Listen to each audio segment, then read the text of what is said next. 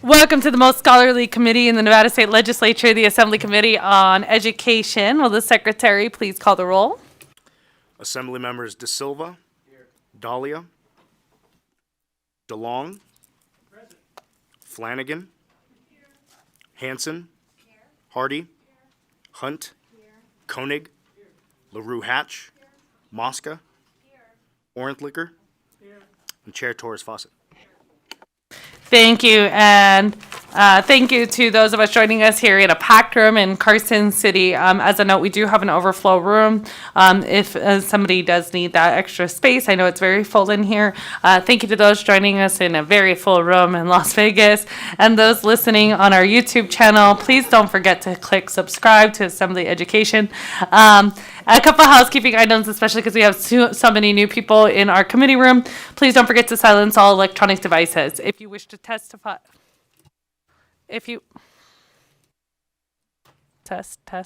test. Okay. If you wish to testify, is that testing? Okay. I think we've been having some microphone issues. Is it still going?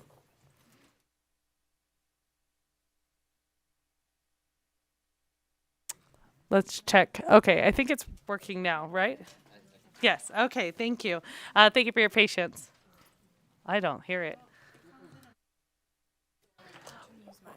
We'll try this.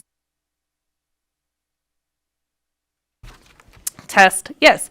If you wish to testify, please sign in at the table by the door and provide a business card to the committee secretary. For those joining online, please be sure to mute your microphone when you're not speaking to minimize background noise. When testifying, please turn on the microphone, clearly state and spell your name and affiliation, if any, for the record. Then turn the microphone off each time that you are done speaking. Sorry, we're having microphone issues, so we'll get that resolved shortly. I'll probably do a recess in a moment. We expect courtesy and respect in our interactions and during the meeting, even if we do not agree with another person's position. Committee members will be using their laptops to view handouts and other documents. Please do not view this as a sign of disrespect or inattention. Public comment will be taken at the end of the meeting. Each person will be limited to 2 minutes. In addition, the public may submit written testimony to that committee up to 24 hours after the hearing. I know that we have a lot of controversial pieces of legislation that we are going to be taking a look at today. And so just as a very quick reminder, please make sure that we are courteous in every interaction. In my committee room, I'm not going to allow the use of props or audio. So if you plan to play a video, that's not allowed in my committee. Additionally, there will be no props allowed. So if you brought props, put it in your back pocket. It's not allowed in my committee room, or I will ask you to exit. Thank you. At this time, I'm going to go ahead and take a quick 1-minute recess so we can take a look at the microphone situation. Thank you.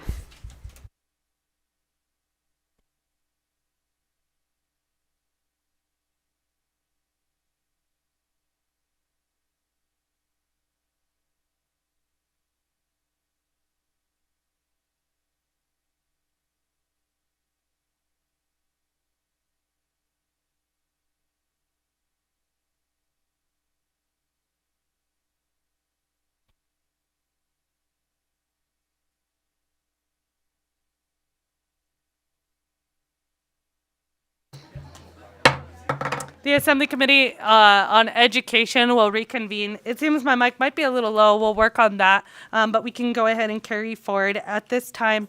As for members of the committee, we are going to go in order. So we'll start first with our presentation on Portrait of a Nevada Learner and Nevada Future of Learning from Janine Collins, Co-Chief Executive Officer of Center for the Future of Learning. Thank you. Is Mr. Parker coming up as well? No? Well, thank you, Sean Parker, for being here in your many roles as a community leader in education. Thanks.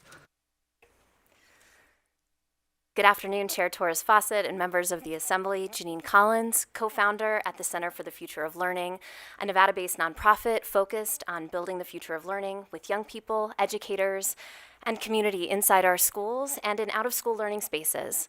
I'm a lifelong Nevadan and a proud graduate of the Clark County School District, attended both UNLV and UNR as a Millennium Scholar, and was a Nevada educator for 13 years. I've taught in the College of Fine Arts at UNLV, and I'm a pretty busy parent of 2 school-aged children. So it is with these lived experiences that I'm here to share today with you the portrait of a Nevada learner and the Nevada Future of Learning Network that my team and many across our state have helped shape over the past 2 years under the leadership of State Superintendent Joan Ebert, Deputy Superintendent Anne Marie Dixon, and their team at the Nevada Department of Education. Why does education need to evolve? We live in an interconnected world. Technology has reshaped our access to knowledge and is transforming the world of work. If education is, as many of us believe, the most important opportunity to support young people in charting the lives they imagine for themselves, they need relationships, experiences, and environments that meet them in the world they live and prepare them for the futures they design. There are other challenges in Nevada education, and not necessarily unique to our state. Emptier classrooms with chronic absenteeism, a diminishing teacher pipeline with less educators entering the profession, and clear feedback from workforce that those entering are unprepared with the durable skills like communication, collaboration, and critical thinking needed to build good teams and navigate ever-changing worlds of work. Our education infrastructure was built for a vision of learning and a world over 100 years ago, and designed for an industrial model where time was the constant and learning the variable. The pandemic illuminated the need to shift the paradigm around the why, how, when, and even the where of learning.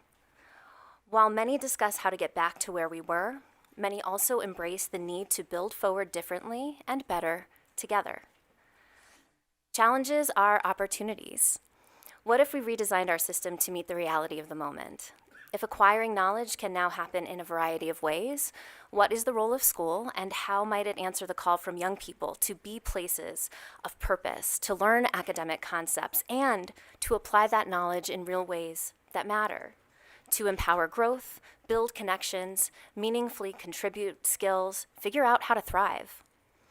How might our system of assessment, accountability, and innumerable other policies and practices evolve to put learners and their strengths and curiosities at the center of school experiences, much like we think about putting customer needs and wants at the center of business strategy? Firm on the goals of academics and more flexible on the how to promote the skills we all need to navigate life. To undertake this possibility, the Nevada Department of Education brought partners, including our team, together in the spirit of co-design and said, let's develop a community vision that helps us all look in that same direction with a fresh gaze. So let's talk about what happened. The work has operated under the principle of co-design, meaning that the department recognized that if we were going to drive towards something different, it would need to be built in a different way for and with the people that the system is designed to serve. So one of the key features of working on building the portrait was engaging the voices of young people through surveys and interviews, and also in youth fellowships where young people were engaged in the opportunity to ask questions of their communities, what mattered, and they were able to develop their own examples of what was important. That information is located on the website of what they contributed and how that helped shape the portrait. We also know that educators and classrooms is where the rubber hits the road. And so educators were very much involved in helping iterate on feedback that was coming in from the community around what skills and mindsets were important, and starting to play with what it might mean to actually operationalize those things inside classrooms.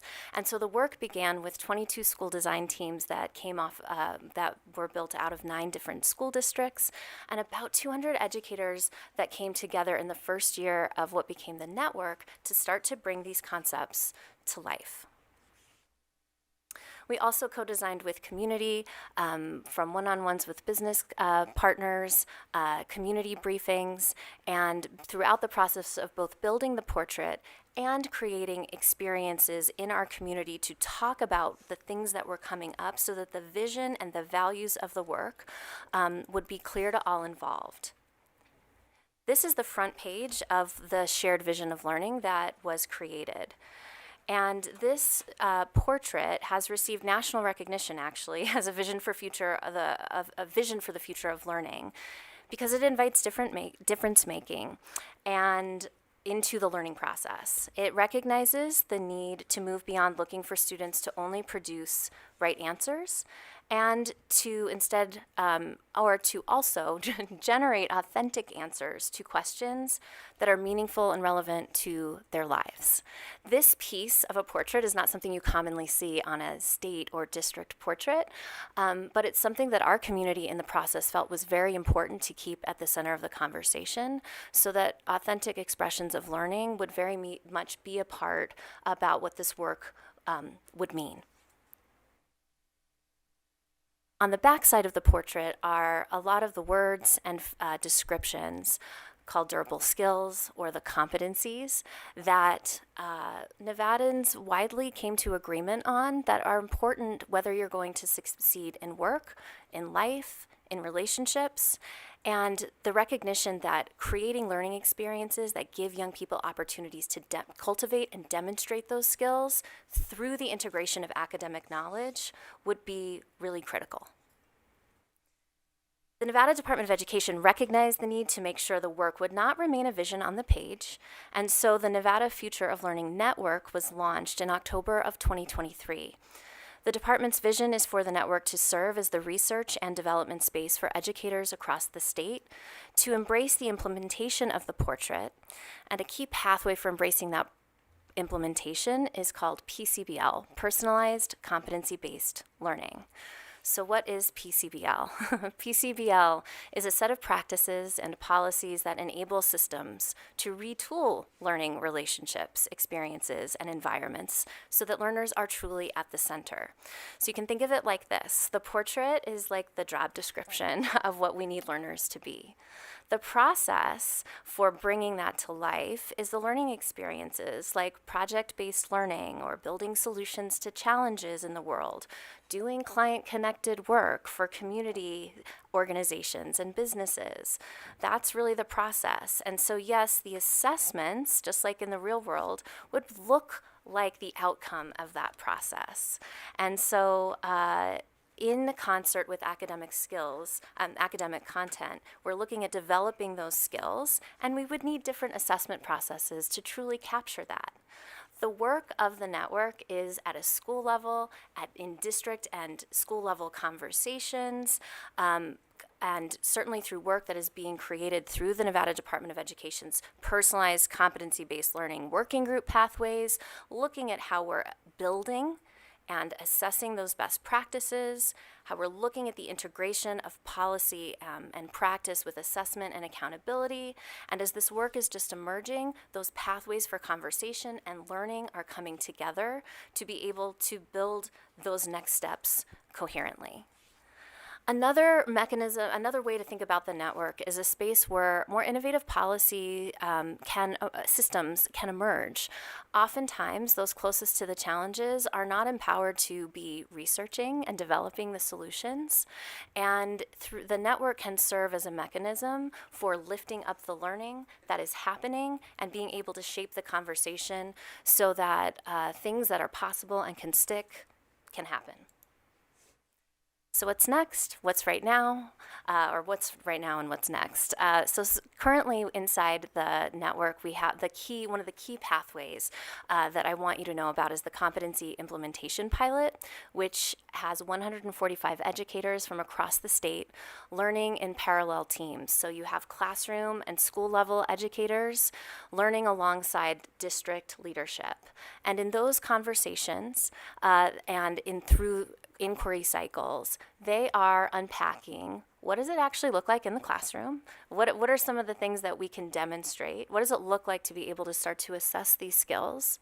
And district leaders are looking at what are some of the policies that will create the enabling conditions for this work? Where might there be perceptions or real or misperceptions about barriers to doing this work?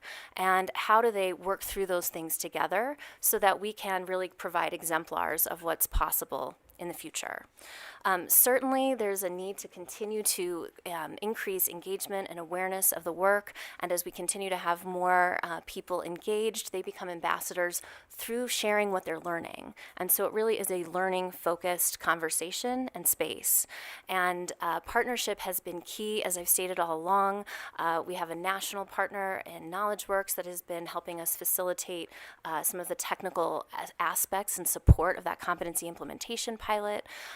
And working with partners like the Nevada Association of School Superintendents, who are learning, who are doing their own learning about what does this mean to them, and they are taking that. We are able to have conversations about what that looks like, and those exchanges are strengthening. Another example of a partnership is with the Commission on Innovation and Excellence in Education. Through their facilitation, there has been ongoing conversations with members of the network about recommendations that are being forged and getting feedback from them on it. So I think the beginning stages of those collaborations are truly happening. And so I would just close by saying, I think that what we're hearing from educators and what we're starting to see in the small steps to big change that are underway is that, yes, by focusing on the portrait and creating the space for this work, we're seeing positive strides in engagement. Certainly the educators, it has all been opt-in, not mandatory. For those that have engaged, are really finding joy and meaning in the work. And certainly we know we're beginning to answer the call that we hear from workforce to develop those skills. Under the department's leadership and through partnerships that are continuing to emerge, I think we're seeing that strong foundation for change that is built by educators alongside young people and community, hopefully to leapfrog mere improvement to embrace more relevant, connected, life-ready learning experiences for all Nevada learners. Thank you. Thank you. Members, any questions? Assemblymember LaRue Hatch. Thank you, Chair, and thank you for your passion for education. My question is, I'm a classroom teacher, and I have been teaching for over a decade, and I have seen many, many, many different trends and fads come through the classroom, and it feels like every 2 years we get a new program, and first we have to focus on objectives, and then we have to do standard-based learning, and then now we have to do competency-based learning. And so I just wondered if you can speak to why we're focusing on all these different new systems every couple of years and not necessarily focusing on giving us more prep time, giving us lower class sizes. How does this play in? Is this a fad, or is this Assemblymember, I just want to get some clarification. Are you asking about the bill that we're going to have? No, or is there no, something specific that they can answer that has to do with the portrait of a Right, I was learner? about to get to it. So would you say that you are putting in the work so that this is not just, oh, we're going to do this for 2 years and then we're going to go on? That's the heart of my question. Or is this we're going to change quickly? Janine Collins, for the record. So I hear your question, as an educator, I hear your question about sustainability. And in the first year of the network, we actually had a sustainability committee that produced a sustainability report to the network about what are the steps that need to be in place to facilitate long-term change. So I think that partnership is key, right? Because we need ownership from all levels of the system, buy-in to not just say yes, but to actually build and shape the work. And so I would say that the network really is a mechanism for sustainability, so that there is a space to create if things happen in silos like you're describing, there isn't that opportunity to build and scaffold and thread what's working into what can be the new norm. And so I think we really see educators in the work, see the network as important for that. I would also add that something I also hear from those in the work is, this is why I got into teaching, is to do these things. And to your question about, now I have to embrace a new program, now I have to embrace a new practice, I would say that I think that they're seeing that this isn't a program. It is a set of best practices that sometimes we need more enabling conditions for to stick. And so I would say very much the work of the network is teasing through that and being able to lift those up.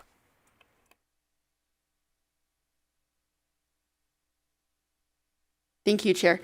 Thank you. And so my second question is just, as a teacher, I had never heard of this program until I got to the legislature, right? And talking to other teachers, they have never heard of this work. And clearly you're doing a lot of work. And so I just wondered, what is the outreach and what are we doing to make sure that folks know what you're doing?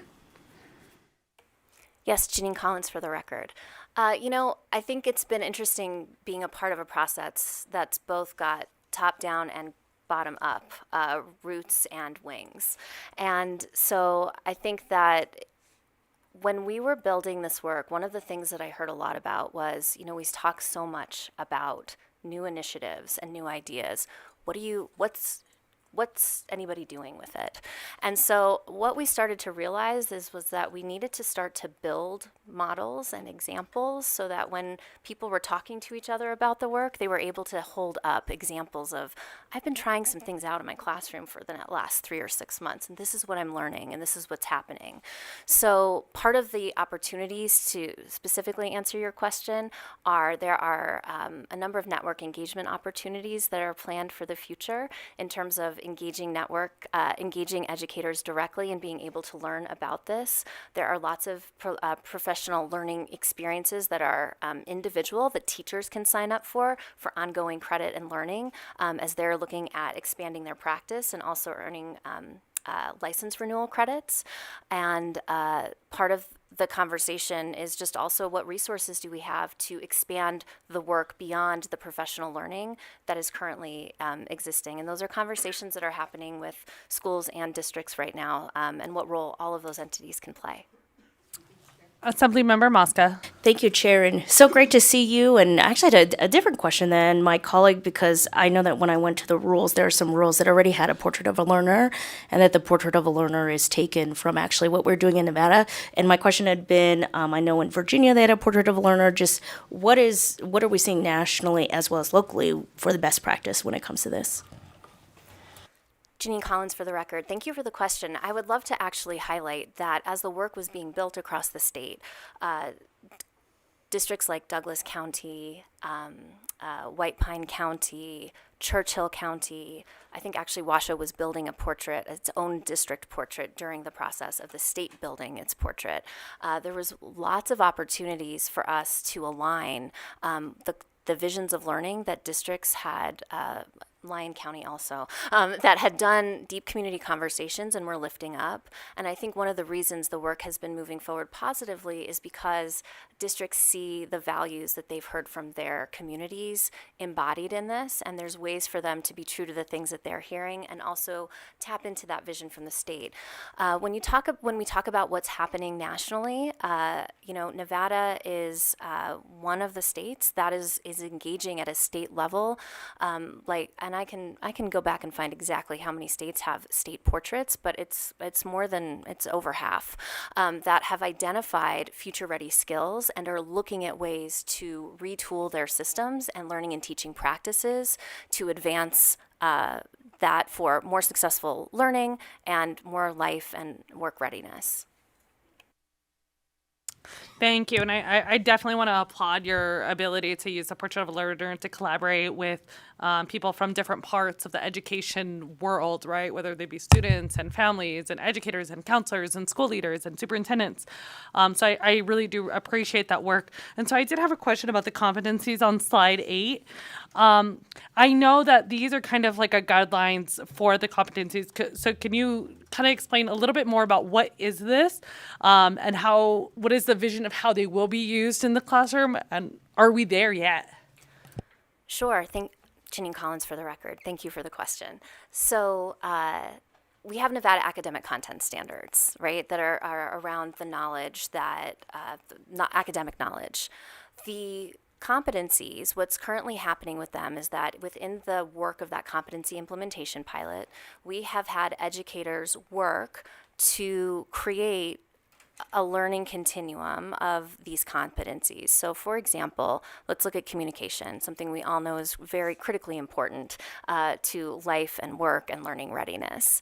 What does it look like to have effective communication if you are a K-2 learner?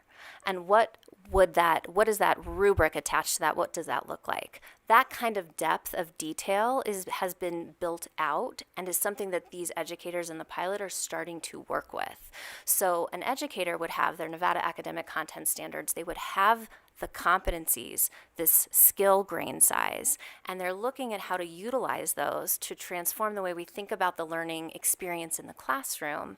And then what is the assessment? And as part of the learning experience, what is the assessment that helps actually capture the spirit and the essence of what that work is, both the academic standard and the skill? And so that is in its early stages, Chair Torres Fawcett. That is, I would say, this competency implementation pilot is approximately 6 months old, started at the beginning of the school year, after the foundational work of talking about the portrait and building out draft competencies occurred. So those are still going through iteration. They're not fully refined, but they are going through a process of using them, refining them, and the goal really is to have those high-level tools that districts can have access to start to bring that learner-centered work to life.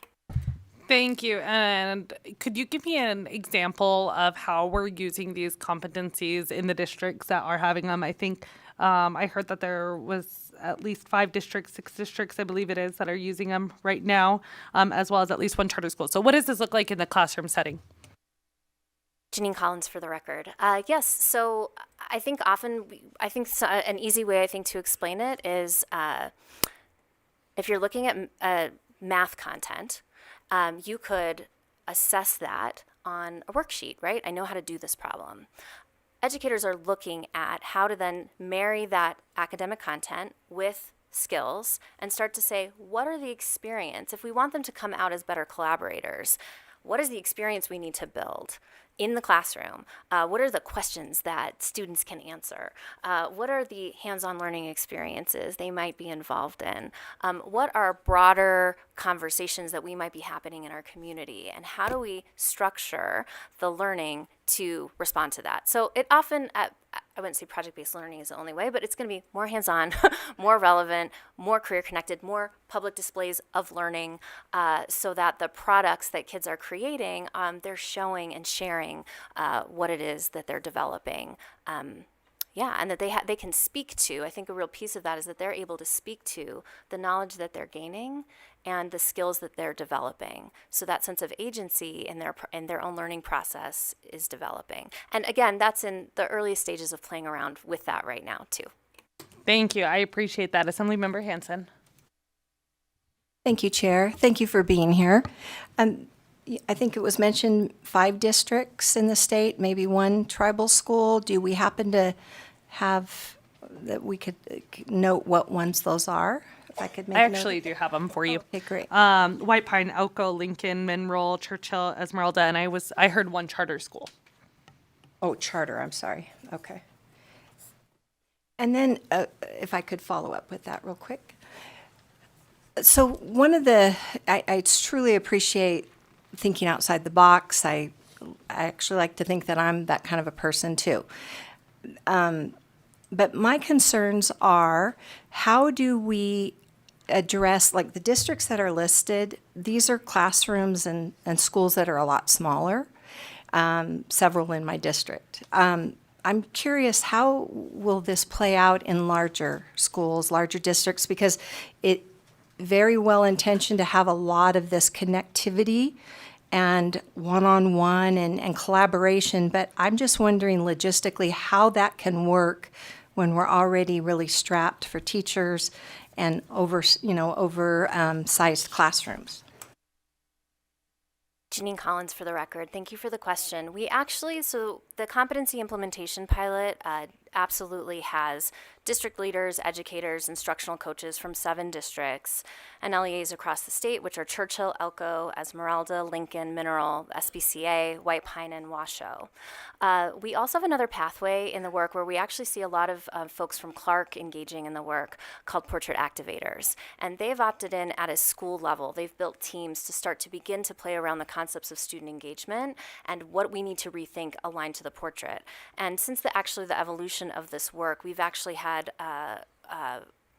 teams from Clark, our largest district, have been involved in helping shape this.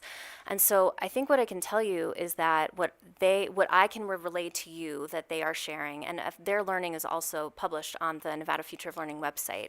But I think I could summarize for you that it is about the prioritization. They are looking at the prioritization of different skills in the way that they're setting up learning and teaching, and how that's also affecting the culture of their campuses. And so different schools, I think one of the things that makes the work is that there's lots of different entry points to it. There isn't one way to do competency-based learning. There are principles around increased agency, finding that relevancy in the connection, being able to develop those skills, perhaps having more or less time based off of how a learner needs to do it. But all of those things don't have to happen at once in the exact same time. And precisely to answer your question, what we've seen in the diversity of schools across the state is that there must be different entry points and ways to support developing more learner-centered environments if it's actually going to stick.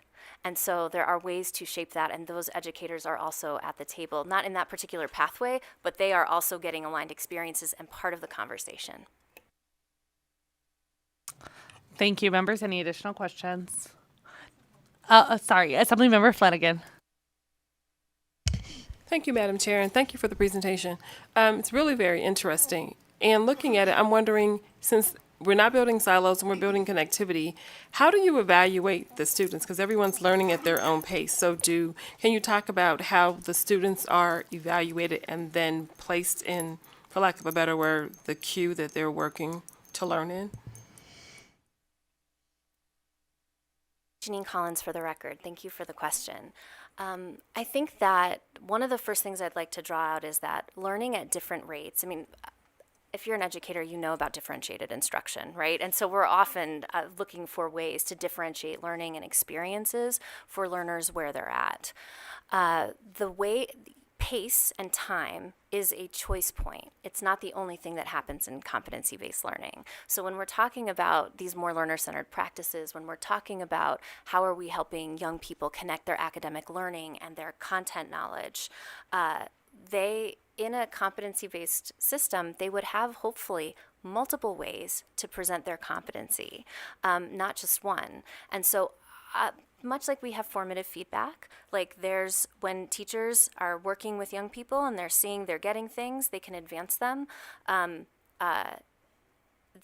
That practice of building out those assessments along the way, there's not just like a prescribed set of them. They're assessments that need to be organically created with the community that a teacher is serving. And so there's not just one way to assess, but creating the flexibility for teachers to assess kids in multiple ways, for young people to have the choice to say, I could write an essay about this and I would love to make a podcast, and that this is another way for me to show what I'm learning, demonstrates that competency, and gives them the opportunity to really create like a portfolio of the things that they're developing along the way. So the pacing piece, I think, is something that is very new and is not really deeply being played with yet, but is something that can be, and that people would need to build out and we would need to learn from. And that's what's great about the network space. If we're going to try those emerging practices, we need to be able to have a space to learn and understand what it is that is happening and what's working so that we can scale those things.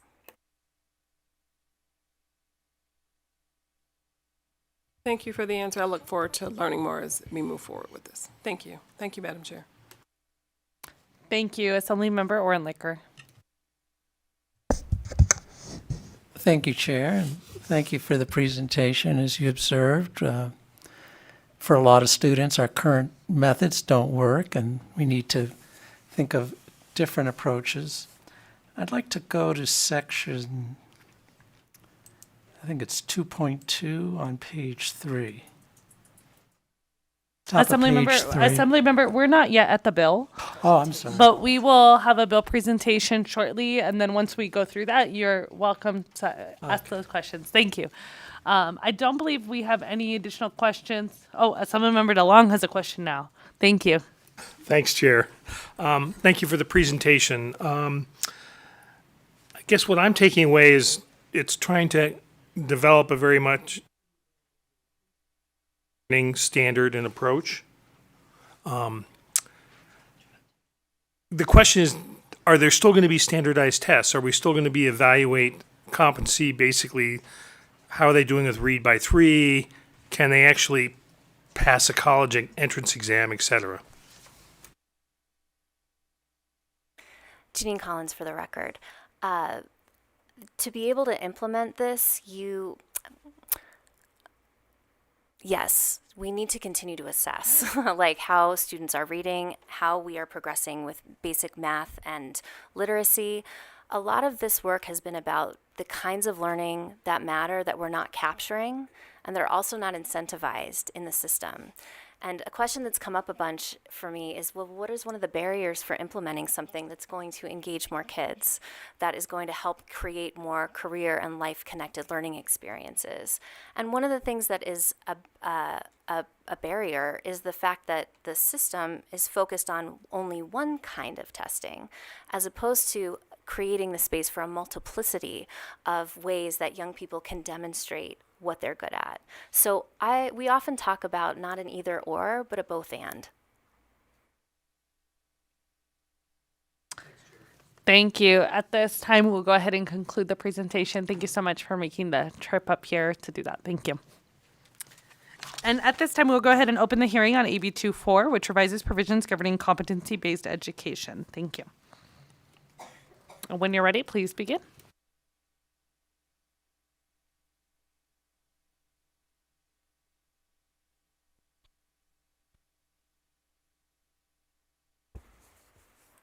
Right. Good afternoon, Chair Torres-Fawcett, members of the committee. For the record, my name is Amory Dixon. I serve as the Deputy Superintendent for the Student Achievement Division at the Nevada Department of Education.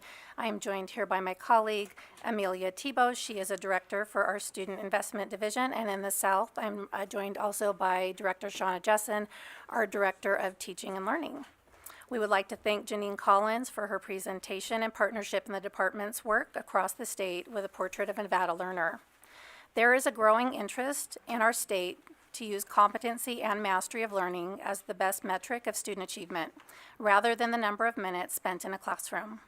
The most important outcome of a course is that the student demonstrates that they have learned the content. I will use Algebra 1 as an example. Some students are able to master the content in Algebra 1 in half a semester, whereas others may take the full year and still need a few additional weeks beyond that to master their coursework. Both examples show the differing needs of students. Our education system should be structured to support the needs of all students. Incorporating programs rooted in personalized competency-based learning is an important component of ensuring that students gain the knowledge they need to be successful and to proceed through their academic career at a pace determined by the diverse needs of each student to show proficiency in content. This bill supports the Portrait of a Nevada Learner, developed through the public engagement process led by the Nevada Department of Education and the Nevada Future of Learning Network in May of 2023. Assembly Bill 24 is intended to ensure accountability and oversight in the development of innovative programs, solutions, and services provided to students under competency-based education. This bill has been developed through our work across Nevada, as well as what is happening across the nation. It establishes requirements to provide a program of competency-based education that supports high-quality outcomes and experiences. It also ensures that there is a plan to include students' thoughts and ideas as we prepare for educator professional development, and that a competency-based program has been soundly designed and rooted in evidence-based interventions and instructional best practices. The concept for this bill originated in the Calendar Credit and Instructional Time Collaborative. This group consisted of a diverse group of educational organizations, including 10 public school districts, 8 charter schools, and 1 charter school management organization, in addition to multiple offices at the Nevada Department of Education. The collaborative met November 2023 through May of 2024 and spent a substantial time discussing the regulatory framework for a program of competency-based education, which is currently with LCB for review. AB 24 is the supporting statute for these regulations, which we hope to move forward. The program of competency-based education language contained in this bill is in alignment with existing statutory regulatory frameworks for other alternative programs types currently outlined in statute: programs of distance education, programs of alternative education, and programs of independent study. Part of this bill is the requirement that the department create a program application that schools must complete to provide innovative programs of personalized competency-based learning. We will reflect upon what we learn through our pilot programs to guide us in developing the program application. As our initiative and pilot programs under the Portrait of a Nevada Learner and the Future of Learning Network continue to innovate the future of education and what full-scale implementation of competency-based education will look like in Nevada, the intent of this bill is to provide a structure that allows for oversight and accountability without limiting innovation or the future development of policy. Furthermore, the language in this bill provides flexibility related to seat time, the amount of time a student is required to receive instruction, and clearly aligns innovative programs with existing statutory requirements and funding mandates. The possibilities under competency-based education are exciting, and many schools and districts have begun to implement innovative programs to best serve their students. We believe that considering each school and program implementing personalized competency-based learning will ensure collaborative insight as we continue to develop policy, responsive technical assistance, and a clear picture of competency-based education across the state. We ask that you support this bill and our efforts to improve student outcomes. And we thank you for your time this afternoon, and we are happy to answer any of your questions. Thank you. At this time, I'll go ahead and open it up for questions from committee members. Committee members, any questions? Assembly Member Hardy first. Thank you, Chair.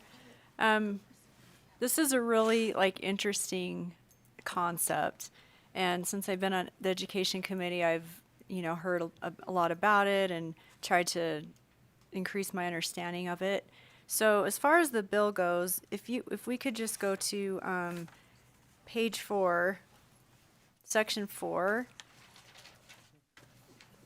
number 5, and then section 5, where you're talking about, okay, so, sorry, my eyes. Section 4.5 is talking about assessing the achievement of pupils' examinations that are required. So if you could address that specifically, how this would work into the competency-based, and then in section 5, where it's talking about a shorter school day or longer school day, they must include at least as many hours or minutes of instruction as 180 days, and then the next page, if they're on a full-time basis, I'm just not understanding.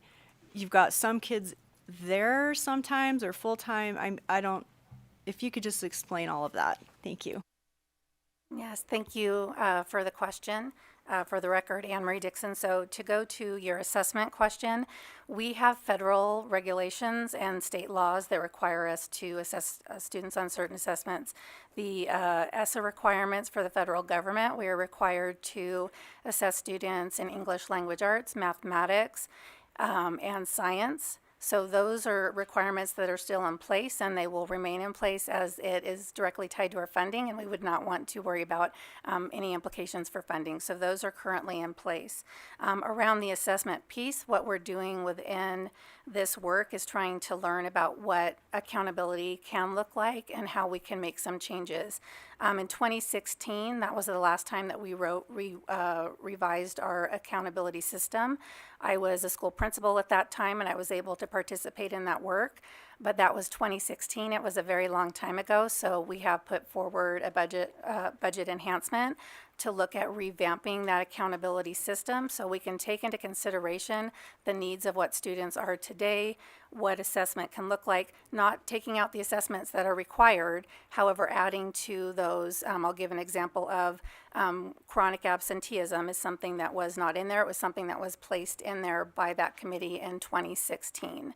So that is did I answer your assessment questions? Okay, and then I will go ahead and explain the seat day requirement, and then I'll have my colleague jump in if there's anything that you would like to add. So I'll just give you an example of, we'll use French. So if we have a student that's in high school and they are taking French, and they're able to test out of the course based on the assessments that that school has deemed appropriate. That student could have the opportunity to go and take a more advanced French course. That student may want to look at another area of interest. It could be robotics. They could do some sort of an independent study. So that's the work of the pilot, and each school and district will determine what that will look like based on the needs of their students, the capacity that they have within each of those districts to make a program that is what works well for students and for teachers and administrators in the scheduling of those programs. Is there anything that you'd like to add, or? Go ahead.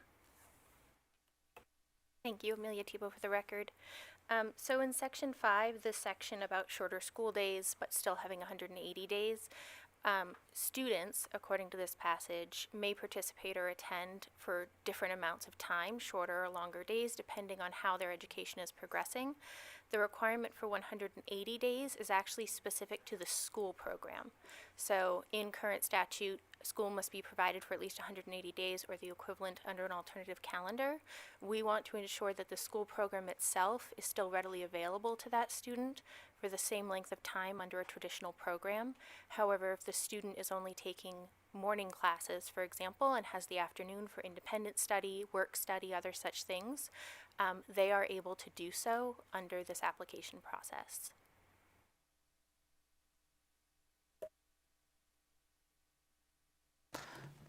Thank you. I'm going to go next to Assemblymember LaRue Hatch. Thank you, Chair. So, as always, I approach this as a classroom teacher. I think when I hear individualized education, obviously as a teacher, I differentiate, right? I have a lesson and I may have alternate readings for different students at different levels. But I think one of the most important things in teaching is we bring together community, and we bring together kids that would never come together in other situations, and we learn together. And so I just wondered, if we're all on our own individual plan, where is that community aspect of learning? Thank you for that question. For the record, Anne Marie Dixon. That is what we are learning within our pilots. We have a lot of different schools that are piloting in Washoe County, and Klein High School is one of the schools that is currently piloting that program. And that is something that is heavily taken into consideration. We want to make sure that our students feel connected to school. We want to make sure that there's an opportunity for them to be with their peers and teachers. So we definitely are not advocating to have that part taken out, but what we are advocating for is that we don't want a student to become disengaged because they're receiving content that they may have already mastered, or have them have to take an additional year of content because they just needed 3 or 4 weeks of additional time. So that's the things that we're taking into consideration, but we appreciate your point, and that is something that they are focusing on. Thank you. I'll go next to Assemblymember Hanson. Thank you, Chair. Thank you for being here. So actually, if it's okay, Chair, I just have one clarifying question and then my actual question, if that'd be okay. It was mentioned about French. We do currently have a system where you can take a proficiency test and test out of, say, French or a foreign language that you're proficient in, and get that foreign language requirement. Is that correct? Amelia Tebow for the record. Yes, in existing statute, section 389.171 does allow for students to test out based on competency. So Great. If they're already proficient, they can test into French too. Thank you. And so if I could now ask my regular question. Thank you. I just wanted to clarify that that does exist, absent the pilot program. So are we looking at a possibility of more screen time for students in an effort to kind of have them be able to maybe tackle some things that they can just kind of breeze through, maybe that they feel that they have a competency in? I have some concerns that, are we going to see more reliance on electronic way of getting them through something? We're going to have flexibility on seat time. That's a concern that I have, and just wondering if you've seen anything with that. Thank you for that question. I'm going to ask Director Jessen to come to the table. She's in the South. She's been working very closely with our pilot schools and districts, and she'll be able to answer that question. Thank you. Shauna Jessen, for the record, that's SHAWNAJESSEN. And I love this question because it gives us an opportunity to express that these opportunities for students are an attempt to make their education experience more robust, not less robust. And so what we're seeing in the work is students are exemplifying their competency knowledge in multiple ways. And ironically, screen time is one of the ones I've seen the least. Most of these experiences are in work performance or hands-on performance or some sort of performance-based activities. And they are actually increasing the amount of work that they might do over other projects and activities. Assemblymember Flanagan. Thank you, Madam Chair. So I just want to understand, how do you evaluate the students that are going into the program? What does that look like in terms of you? Because you said that they can go in to make up some shortfalls that might take a few weeks, or maybe they need to really master English or something like that. So is there a percentage of the student population at each school, or how does this work? Thank you for the question. For the record, Anne Marie Dixon. That's part of the pilot, and that is going to be part of the application. So there are schools currently, one particular in Clark County, that does have a program set up where if a student has not finished, it's always Algebra 1. If they have not finished Algebra 1, that they do currently have a process where they're allowing students to continue that school year to complete it. So when our districts and our schools are putting those applications forward, they're going to tell us what they envision as their design based upon what they've learned within the pilot. So it could be that they state that we want to just make sure that we have opportunities for all students to master the content within a given school year, beyond maybe the 180 days, or it could be that they want to put in a program that might encourage students to go out and do internships within the community, those different types of things. So because it's we have such a vast state and vast needs, it's going to be reliant on each of those schools and districts to let us know. And then at the department, it is our job to make sure that we are ensuring that they have met the required minutes and all of those different types of things for funding. Assemblymember Hunt. Thank you, Chair. This is very interesting. I don't know if I missed this question, but what I wanted to know is, what is the role of teachers in developing these competency-based measures? I don't know if I missed the answer to that one because I was reading. Thank you for that question. Director Jessen, would you like to address that? Yes, Shauna Jessen, for the record. We've seen this happen in such a variety of ways. It feels like I'm struggling to find the best example, but the one thing I can draw from is an opportunity where a teacher has a chance to sit with the student and create the competency plan with them. So there's an acknowledgement of the standards that need to be mastered, and then there's a plan for getting there. And the teacher helps play a role perhaps in helping them decide what the next step is, mastering that step, and then getting to the next step and the next step, or they might have an overall project at the end. So the teacher becomes a guide and a counselor as well as a teacher in the process with the student as they prepare a project. May I add to that? We also, within our requirements, there is a requirement that a certain percentage of teachers are part of building that application for competency. So teachers are included in that along the way. And in addition, the work that our colleague Janine Collins just shared with you, that is very heavily reliant on teachers interacting. They're a very big part of our community, and they are boots on the ground. They're the ones that hear the students, they experience what engagement and disengagement looks like and the impact of that, and we could not do this work without having the partnership of our teachers. Thank you. Assemblymember Ortlicker. Thank you, Chair, and thank you for the presentation. You had mentioned that one way teachers are involved is meeting with the students and kind of shaping their plans. I haven't taught at the K through 12 level, well, a little bit, but more at the higher education level. And I know when I'm supervising an independent project, it's a lot more work than per student than teaching in the traditional classroom. And there's a lot of benefit, but you talked about it in the presentation. We heard that one of the goals of this is to address the problem of teacher shortages and workload, and I can see this increasing the workload of teachers if it's done properly. So if you could address that. Yes, thank you for the question. I'll start, and then if Director Jessen would like to jump in after if I miss anything.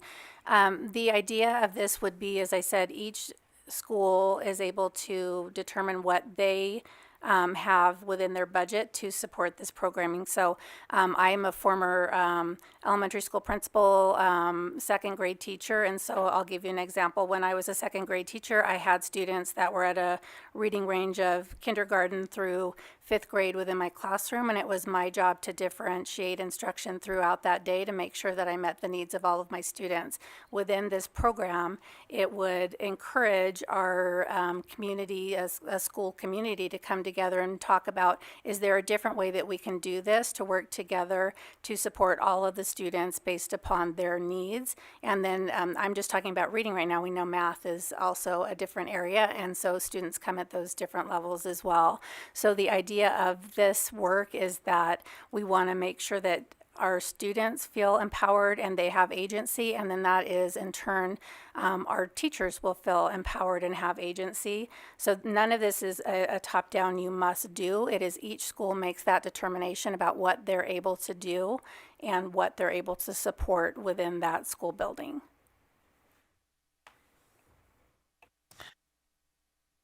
Thank you. Shauna Jessen for the record. Go ahead. Okay, just checking. I was just going to follow up really quick. Deputy Dixon gave a great example of a passion teacher. And when I think about this work, I do realize that all the work that teachers do is a lot of work, and especially at the younger levels, it's a lot of hands-on work. So I prefer to think about this as something that what they're working at as opposed to if they're working harder or not. It just shifts focus from a different style of teaching to more personalized competencies. Thank you. Assemblymember Koenig. Thank you, Chair. So there was brought up that there's a handful of counties that are actually doing that. Do we have numbers showing that once these counties adopted this system, have their achievement levels increased or stayed the same, or do we have any data? And I don't know how long, you've probably mentioned it, but I missed it, how long these counties have been on this program, and have we seen improvements since they started this? Thank you for the question. Anne-Marie Dixon for the record. The work has taken place for several years, but the actual pilots have just started this year. So we don't have that data at this point, but we will work closely with our counties and our schools that are participating and bring that information back once we have it. Thank you. Thank you. Assemblymember DeLong. Thank you, Chair. I actually wanted to follow up on the Assemblyman's question, but I'll stick with my original one, which is based on what's in Section 3 of the bill, and you've got these individualized programs in each of the schools. With that, how are we going to ensure that there's consistency or uniformity between school districts and within the state? And it kind of gets back to the question I asked during the presentation. How are we going to ensure that we have students that are achieving to the state standards, whether it be they're reading at 3 or college entrance exams, et cetera?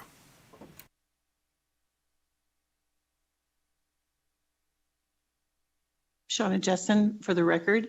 I would like to, I hope I didn't go too far fast here, but it goes back to the point of this robust education comment.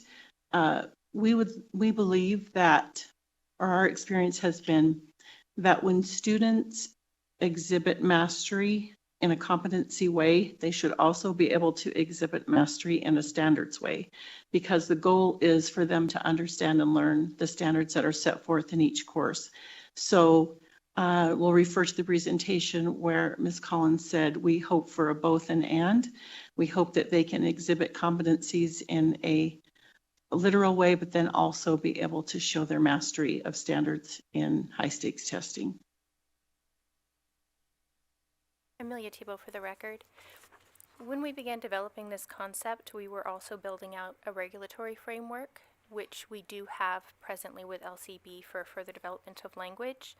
I think this question about consistency to make sure that students are consistently meeting the same standards is somewhat explained in terms of the regulatory language that we've developed. But specifically, this process is reviewed when we have a program of competency-based education. We have a series of requirements for what a plan to operate a program must include, which does include things like identify how students may demonstrate mastery of a concept or skill in alignment with the academic content standards for the purposes of advancement, identify how students will be collaborated with, identify a plan of professional development. There are a number of other pieces here, but I think the goal would be that each school may have a slightly different approach by which they would apply in their application to NDE. We would have an opportunity to review those processes rigorously to ensure that they will be consistent with our standards, that there will be a consistent level of implementation across different schools, with our ability to review those applications, monitor progress on those applications over time, and provide responsive technical assistance. Thank you. So I have a couple, I'm just trying to better understand, I guess, what the vision of this, because my understanding is we already have districts that are using this pilot program that have this. And, you know, similarly, I think educators can already implement competency-based education in their classroom. I can think about opportunities in an English class where, like, I use like a portfolio method or something like that, based off of the standards in order for me to test students, and then similarly having them like display that work, and that could look like different things in different subject areas. So I guess I'm trying to understand like what the goal of this legislation is for right now and why it's urgent for right now. Like what cannot be done under the current pilot program that this bill seeks to address. Amelia Thibault for the record. I believe it is in part the consistency that we just discussed. We do have different schools and districts implementing. We have teachers who are outstanding and implementing in their classrooms, but we don't necessarily know everyone who is doing so. We don't necessarily know that it's being applied with the same standards or quality, by which I mean, has everyone who's implementing had the same level of professional development that they might need to feel that they can fully implement? So I think right now the purpose of the legislation is actually to give us a firm grasp around who's working to implement, making sure that we're able to provide technical assistance, that we're able to ensure continuity, and that every child across the state who's receiving competency-based education is receiving an equitable education in practice. And Chair, may I add? Thank you. This has been in place prior to when I was in Washoe County School District. I was able to oversee Incline High School, and at Incline High School, they were in part of the original pilot, but there was not the structure and the support from, no fault of anybody's, but there wasn't the structure and support to ensure that there was guidance for that or that collaborative piece of it. So part of this is building a framework that we would like to make sure that those that are in the program can collaborate with one another, can learn from one another, can support one another, and then we at the department will be able to support those schools and districts that are participating. And then this is, you know, we're looking at revamping our accountability system. So as we continue to progress through this, we assume that these things will change and the levels of support will change over time. So this is to have the supports needed for this to be successful. Thank you for that clarification. I guess my concern right now lies in the fact that, the Portrait of a Learner project is continuing to look at like how we can create that walkthrough of standards between the NVACs and the competencies that came out of that work, right? And I don't know that we're there yet to to now kind of change gears for where we're going with the regulatory process from the department level to the districts for that competency work that quite honestly could be implemented without your knowledge. I mean, I never had to report to the department that I had a portfolio assessment for my English 102 class. I just did it because was a part of my curriculum and it was meeting the standards and it was already aligned, right? So I guess I'm struggling to see, why this is whether or not this is the right timing for this piece of legislation. And if we were to move forward with something along the lines of competency-based education, what are the needs of those actual districts implementing this program right now? And have we talked to those districts? Because it seems to me like we're creating more red tape for processes that already exist. Thank you for the question, Anne-Marie Dixon, for the record. So what we know is what's taking place in the pilots, and what we also know is we don't have consistency on best practice across the state because we don't have that ability to collaborate with those that are doing those things. There's some schools that do this work very well, and there's other schools that don't have the same knowledge base. Maybe your capacity to be able to put best practice in place. So the idea of this is, as I said, to lay a foundation so we can support all schools that would like to be part of this program to make sure that they have the support as needed from the department. And we don't currently have that set up to have that process in place. So I don't disagree that it's happening across the state. There's many great things happening, but we're just looking for consistency and supporting to make sure that all students have equal opportunity. Great, thank you. And I know a number of you have second questions, but I'm just going to be very honest. We have 2 more bills today, so I'm not taking any second questions. Is there any members that have not asked a question that have a question? I do not believe there are any, so I'm just going across the board. Nobody gets a second question because I think everyone asked me. So I think that's a good sign for the department, though, that every member of this committee still has question, is not, would like more support. So please make sure that you reach out to assembly members after, but I think it's almost every member. So please make sure you do that work now. So thank you so much for your presentation. At this time, I'll go ahead and invite anybody wishing to testify in support of AB 2-4. As a reminder, anyone wishing to testify in support, please limit your comments up to 2 minutes. If you have written remarks, please turn them into my committee staff. And please don't forget to state and spell your name for the record. So I'll start here in Clark, and then I'll go over to, here in Carson City, and then I will go over to Las Vegas. Thank you. Begin when you're ready. Thank you, Chair Torres Fawcett, members of the committee. I'm Nathaniel Waugh, Director of Government Relations for the Clark County School District, in support of Assembly Bill 24. This bill represents a significant step forward in modernizing our education system by expanding access to competency-based education, an approach that prioritizes mastery of skills over traditional time-based learning models. Our current system advances students based on the number of hours spent in class rather than their actual understanding of the material. CBE addresses this by allowing students to progress at their own pace, ensuring they fully grasp key concepts before moving forward. AB 24 replaces the limited pilot program with a more robust framework that allows districts to apply for competency-based education programs. It ensures these programs meet necessary academic standards, provide equitable access to technology, and comply with state accountability measures. Additionally, the bill allows for flexible scheduling, creating opportunities for students to learn in ways that best suit their needs, whether through project-based work, real-world applications, or individualized pacing. By implementing these changes, we empower students to take charge of their education, increase engagement, and prepare them for college and career pathways. AB 24 supports personalized learning, closing achievement gaps, while fostering a system that rewards skill mastery rather than seat time. I urge you to support AB 24. Thank you. Thank you, Chair and members of the committee. My name is Teresa DeGraffenreid, spelled T-H-E-R-E-S-A, DeGraffenreid, D-E-G-R-A-F-F-E-N-R-E-I-D. I spent 36 years as a preschool teacher, and every day my work was to work individually with each child, teaching some 3-year-olds to read and others to just be able to sit on the carpet during circle time. I feel that this only makes sense for higher learning students that are at a higher than average level. I am married to a man and burdened with 2 children who were all learning at a faster rate than most.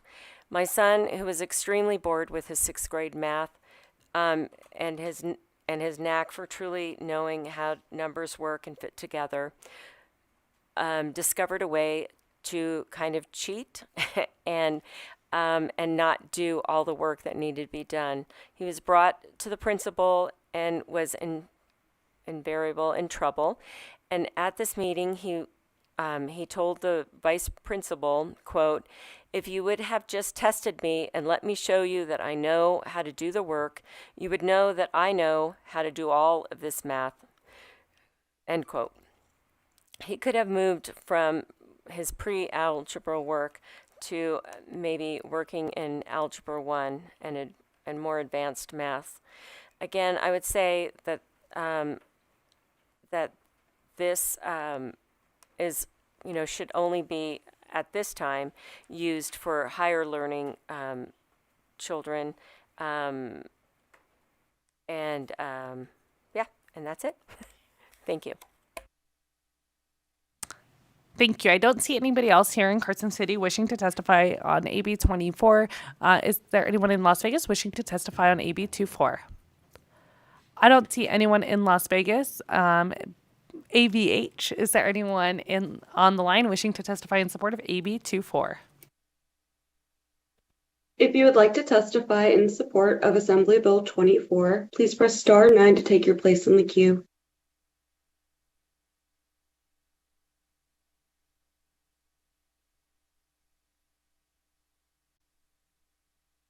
Chair, we do not have any callers currently wishing to testify in support. All right, at this time, I'll invite anybody wishing to testify in opposition here in Carson City. I do not see anyone. I don't see anyone in Las Vegas. AVH, is there anyone on the line wishing to testify in opposition to AB 24?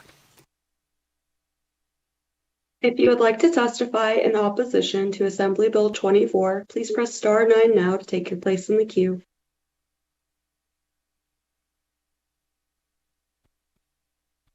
Chair, there are no callers wishing to testify in opposition at this time.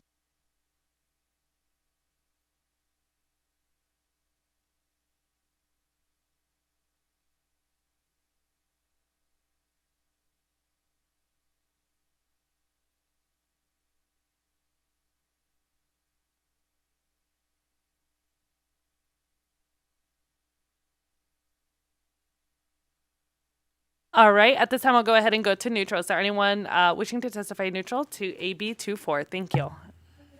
I see one approaching here in Carson City, but if I have anybody in Vegas, please approach now. Thank you. Good afternoon, Chair Torres Fawcett and members of this esteemed committee. My name is Catherine Nielsen, that's spelled Nielsen. I'm the Executive Director of the Nevada Governor's Council on Developmental Disabilities.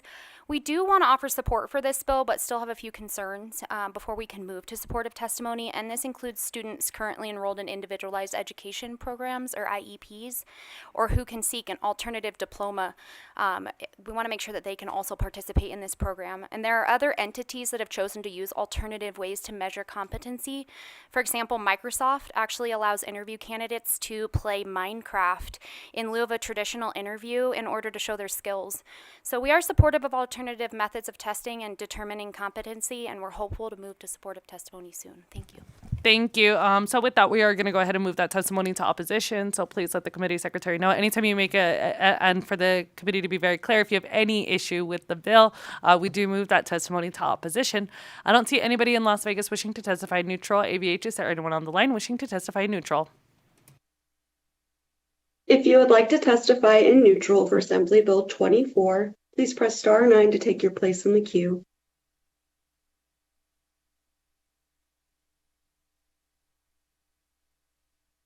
Chair, there are no callers wishing to testify in neutral at this time. Thank you. At this time, I'll invite you, Ms. Dixon, and if you would like to come up for any closing remarks. No, it looks like there's no closing remarks, so we will go ahead and close the hearing on AB 24. And at this time, we'll go ahead and move on to the next item on the agenda, which is AB 156. This bill revises provisions governing the salary of members of the Board of Trustees of certain school districts. When you are all ready, please begin.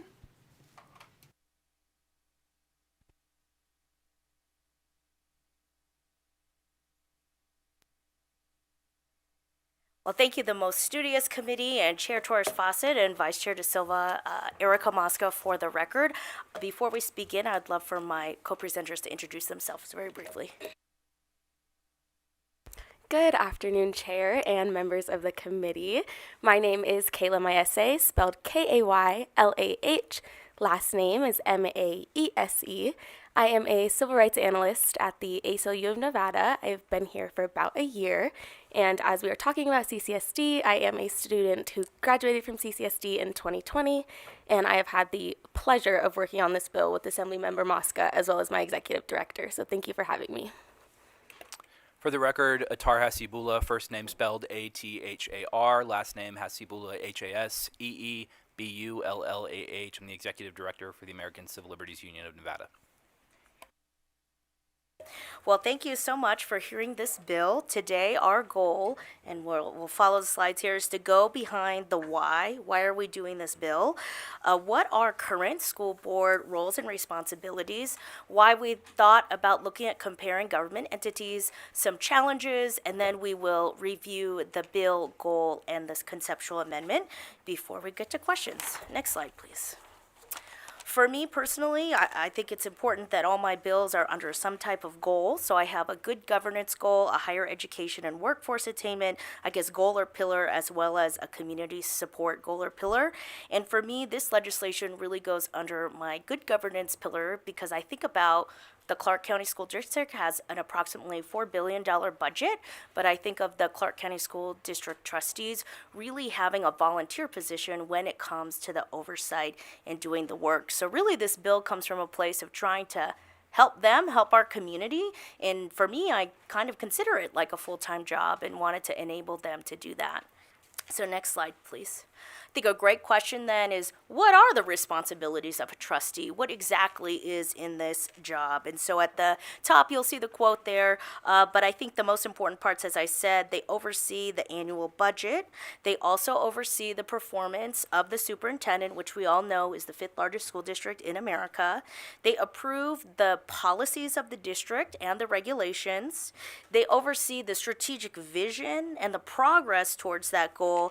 And then, of course, they hold public meetings. We know they go to the schools, they talk to constituents, and they are there to talk about, the district, the people, the educators. They have to be that voice and they have to be open to doing that.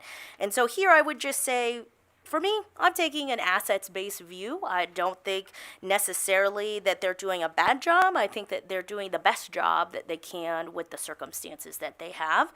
And I hope that the role of the state can help them do an even better job.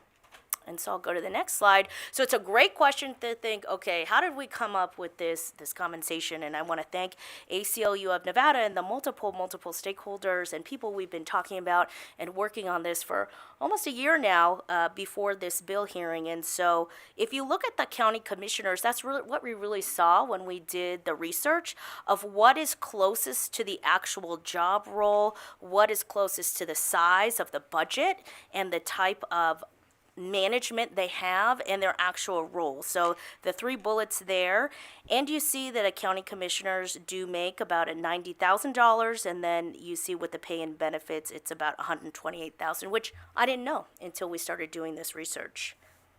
Next slide. And then, so a good question then is, how much do they make now? So I don't know if you know this or not, they make $750 a month for the work that they do, which comes to less than $10,000. And so for me, the question was, okay, that's interesting. I care a lot about education, as do all of you on this committee, so I think it's a values question. And then we dove in even more and saw, what do other, elected or maybe appointed boards have? So city council, total pay with benefits, or regular, city council, regular pay, we see about $96,000. I did not know this. The gaming control board is about $169,000, or $168,000, $169,000, and then a parole board member is actually to 94,000. And so for me, that was really important to see the different contexts in trying to create a policy decision. Next slide, please. And so here, before I turn it over, I thought it was really interesting talking to students about this, whether they were students who had graduated from the Clark County School District, whether they were students currently in the Clark County School District. And you see 3 quotes from 3, real current high school students. And really what we found talking to them was a lot of both students and people don't know that it's an unpaid job. And when you tell them, or it's unpaid, it's not really a job. And when you tell them that it is not a job, they're like, okay, well, education is the most important thing to me, so they think it should be. So I will now turn it over to my co-presenters from ACLU. Good afternoon again. For the record, Tallahassee Bull, ACLU of Nevada. So the primary thrust behind this bill, to be clear, is to address oversight issues within the Clark County School District and to improve oversight of our districts, potentially statewide. It comes probably as no surprise to any of you. I've watched your hearings that there has been oversight issues within the school district. And that doesn't start at the superintendent's office. It actually starts in the offices of the people the superintendent would report to, which is the Board of Trustees. In no other setting is the chief administrator or executive officer for a government entity held to next to no standard by a specific board, but that does exist within CCSD, and it's because of the structure associated within CCSD. Now, we come oftentimes to this committee collectively as a community with community concerns and how to best bandage up our school district and move along, go forth on our way. But really what we need to do is focus on what the outcomes are, and that comes in a multitude of areas. That's with respect to financial oversight of the district. It's with respect to litigation that's ended up occurring within the district. It's been with respect to botched labor negotiations that have happened at the district. We've seen this play out in almost every setting. In fact, I'll point out a very specific issue and why ACLU ended up coming to the table on this, and I think we have a slide that's going to mention it here in a minute as well. But I'll mention, we've been forced to step in as a nonprofit entity because of the district's failure to engage in proper oversight. What does that mean? It means that the Senate in this very building last legislative session held a hearing on an incident that occurred at Durango High School with respect to school police. They brought in the superintendent, the chief of school police. This body doesn't meet full-time. This body also meets part-time.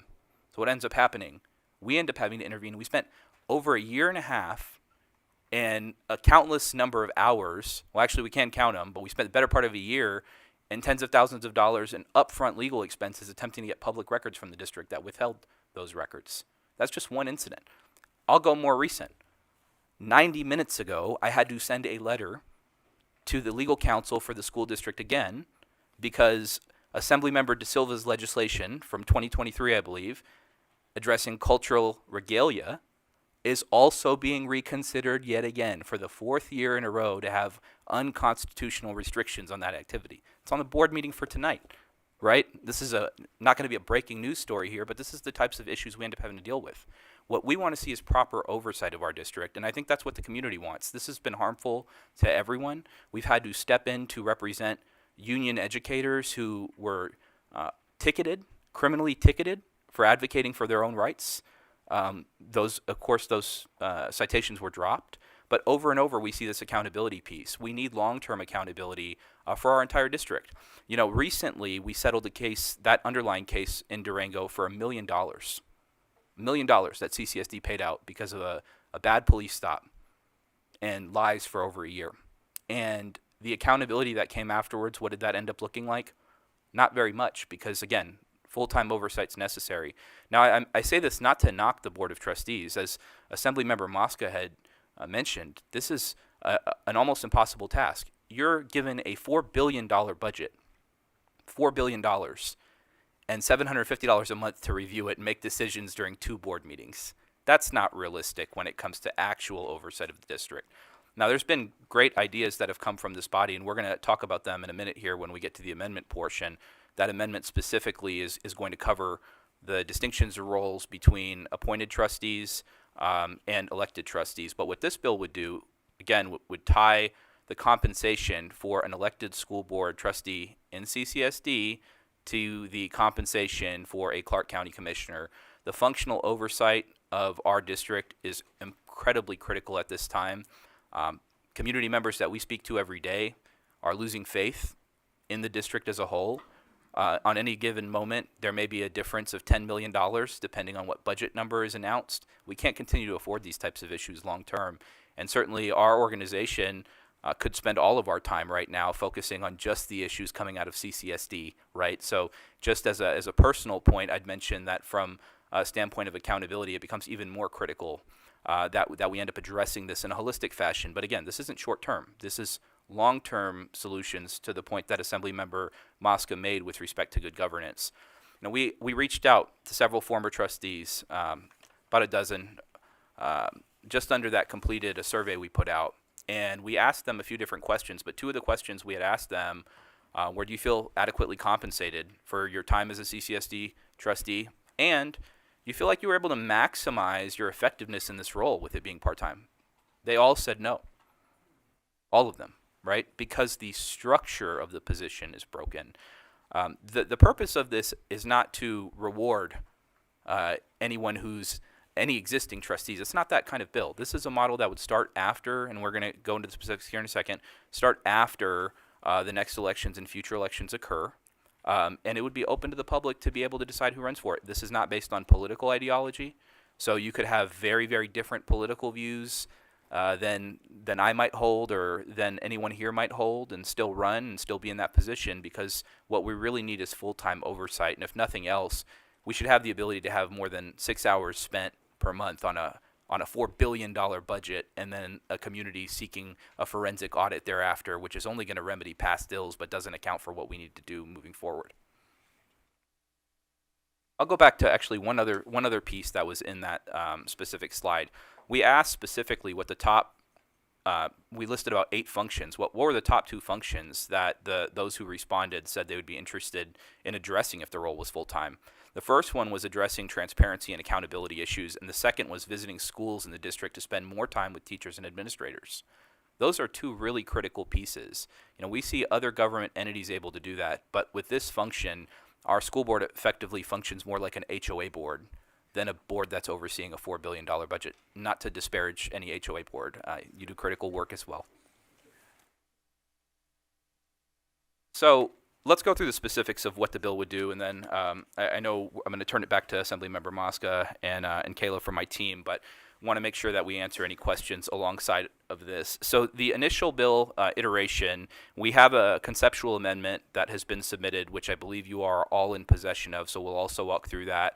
But I have gotten emailed on this, in part because of the some of the coverage that's come out about it, so I want to make sure that we're clearly explicating what the bill would do. For elected trustees, the bill in and of itself within CCSD, upon the conceptual amendment being issued, would provide and tie compensation of an elected school board trustee starting in 2026 during that election and thereafter in 2028 to the compensation of a Clark County commissioner. With respect to the actual reason why we've set that out, as Assemblymember Mosca mentioned, that's the closest functional perspective we could look at. I know some folks have said, you know, what's going on in other communities. It's hard to do apples and oranges approaches when you have an entirely different system of taxation and revenue generation. You know, I could tell you what they're doing in other countries as well, right? But it's not going to be fully applicable in that way. So the apples to apples approach only works when we have a similar budgetary model. This is a distinct budget model that occurs. So the bill itself speaks to that. Again, for elected trustees, it would tie that compensation in. It would elevate those trustees from a part-time role of being paid $750 a month to effectively a full-time role through the encouragement of working in a full-time capacity by making that full-time compensation available. Also going to speak to the, well, we have the timeline here. So there's 3 races for Clark County School District trustee that will be up in 2026. That's District D, F, and G. And then Districts A, B, C, and E will be up for election in 2028. We did attempt to work out the best we can so that all of this would occur at the same time. That's not really a possibility. It has to start and it has to be staggered because the election cycle would be staggered. So The alternative under this bill would be somebody would work for 2 years without compensation of the same way and then have everyone be uniform. It's not really sensible. I'll also explain why. Part of the reason for this has been driven by the fact that, and you all know this better than I do, so I'm not attempting to be facetious when I say this, it is very difficult to get people to run for school board. If you, in fact, are to encourage your closest friends in certain instances and say, hey, I think you'd make a great school board trustee, most of the time you're likely to be met with shock and awe, if not be questioned about why that was the suggestion that ended up existing. Actually, just a few minutes ago, we were in the lobbyist room, did an independent straw poll, and we asked the folks in there, would you consider running for the school board? Met with the same stare. And then when we asked about what if the compensation was tied to that of a county commissioner and the positions were held in the same esteem, the response was, yeah, I'd consider it. Now, we're not saying that's the only reason people should consider it, but when we discuss oversight in conjunction with recruitment, this does make a difference when it comes to talent differential. We don't have as broad of a pool of candidates as we'd want to have that run for trustee, and there's a reason why. It's basically a thankless task where you're bombarded by the public at every meeting, asked to fix things, and you're doing so while sacrificing your personal time, the time you have with your family, and then expected to deliver a maximum product while being provided minimum tools to do that with. Our conceptual amendment is extensive. So I want to walk through the conceptual amendment, and then we want to make sure we clarify anything that does come up in between time. First portion of the conceptual amendment would maintain the existing compensation for our appointed trustees within the Clark County School District. They're currently receiving $750 a month.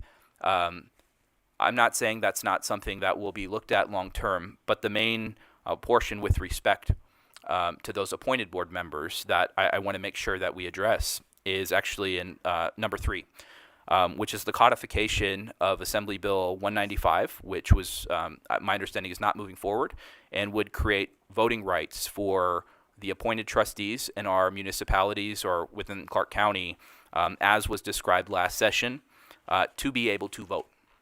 The distinction becomes if you are someone who wants to serve in the role full time and receive the equivalent of a commissioner's salary here, we thought the functional difference made sense to have those people serve in a full-time role and allow the appointments to be made as a second layer of oversight with those trustees to have voting rights. Now you have a model where if someone wants to be in that position and exercise full-time oversight, they're able to do so, and they're treated the equivalent of a county commissioner, maybe not quite the equivalent of a gaming commissioner. We're still Nevada after all, but we've seen what the salary numbers look like, but we are where we are, right? But you're treated in that same way. And if you're an appointed trustee by one of the municipalities, and I will say, having worked with these folks now pretty regularly, the appointed trustees we've dealt with have been very accessible and have done a wonderful job. And at the ACLU, it's important for us to see those individuals have the ability to cast a vote as well on these critical issues. But what it would do is allow them to maintain their existing position. They could seek appointment and thereafter exercise a second layer of oversight if we recognize there's still somehow a lack of performance there. But we think this 2-layer model makes a lot of sense. In this instance, it provides options to either seek an appointment or to seek to be elected, right? And it creates that accountability piece that we're so desperately seeking. Now, I know there's other ways potentially of doing that, but we don't want to be in a position where we're pitting apples against oranges for no real reason here. The final 2 amendments, and I'll just run through them pretty briefly. The first would add enabling legislation for county commissions that are under 750,000 people to enable future elections for those school board trustees where that role would be full-time and fully compensated in the same way, but that compensation would need to be paid for by those individual counties, right? The final one on this piece, and I've heard this a bunch from folks who have reached out about government waste and this coming out of taxpayers' money, it wouldn't. We're not asking for an appropriation on this. We're not asking to be sent to another committee. This needs to be taken out of the district's existing budget. The Board of Trustees must be tasked with allocating the resources that would be responsible for this in this period of time over that course of time with a restriction, as we've mentioned here, within Amendment 4, that would prohibit specifically prohibit any furloughs, any compensation cuts, or anything else of the sort towards teachers, mental health professionals, and support staff. This bill should not be used as a model for the district to ever come in and say, we're going to have teachers take 2 weeks off because we have to pay trustees. And we're doing that in an abundance of caution. Not that I think that that would happen, but because we don't want that to happen. We've already seen litigation pitted against compensation increases, and it's just not right. It's not fair. We don't want to see that happen. So we've included those portions as amendments, and I'm going to turn it back to, turn it over to my counterparts here.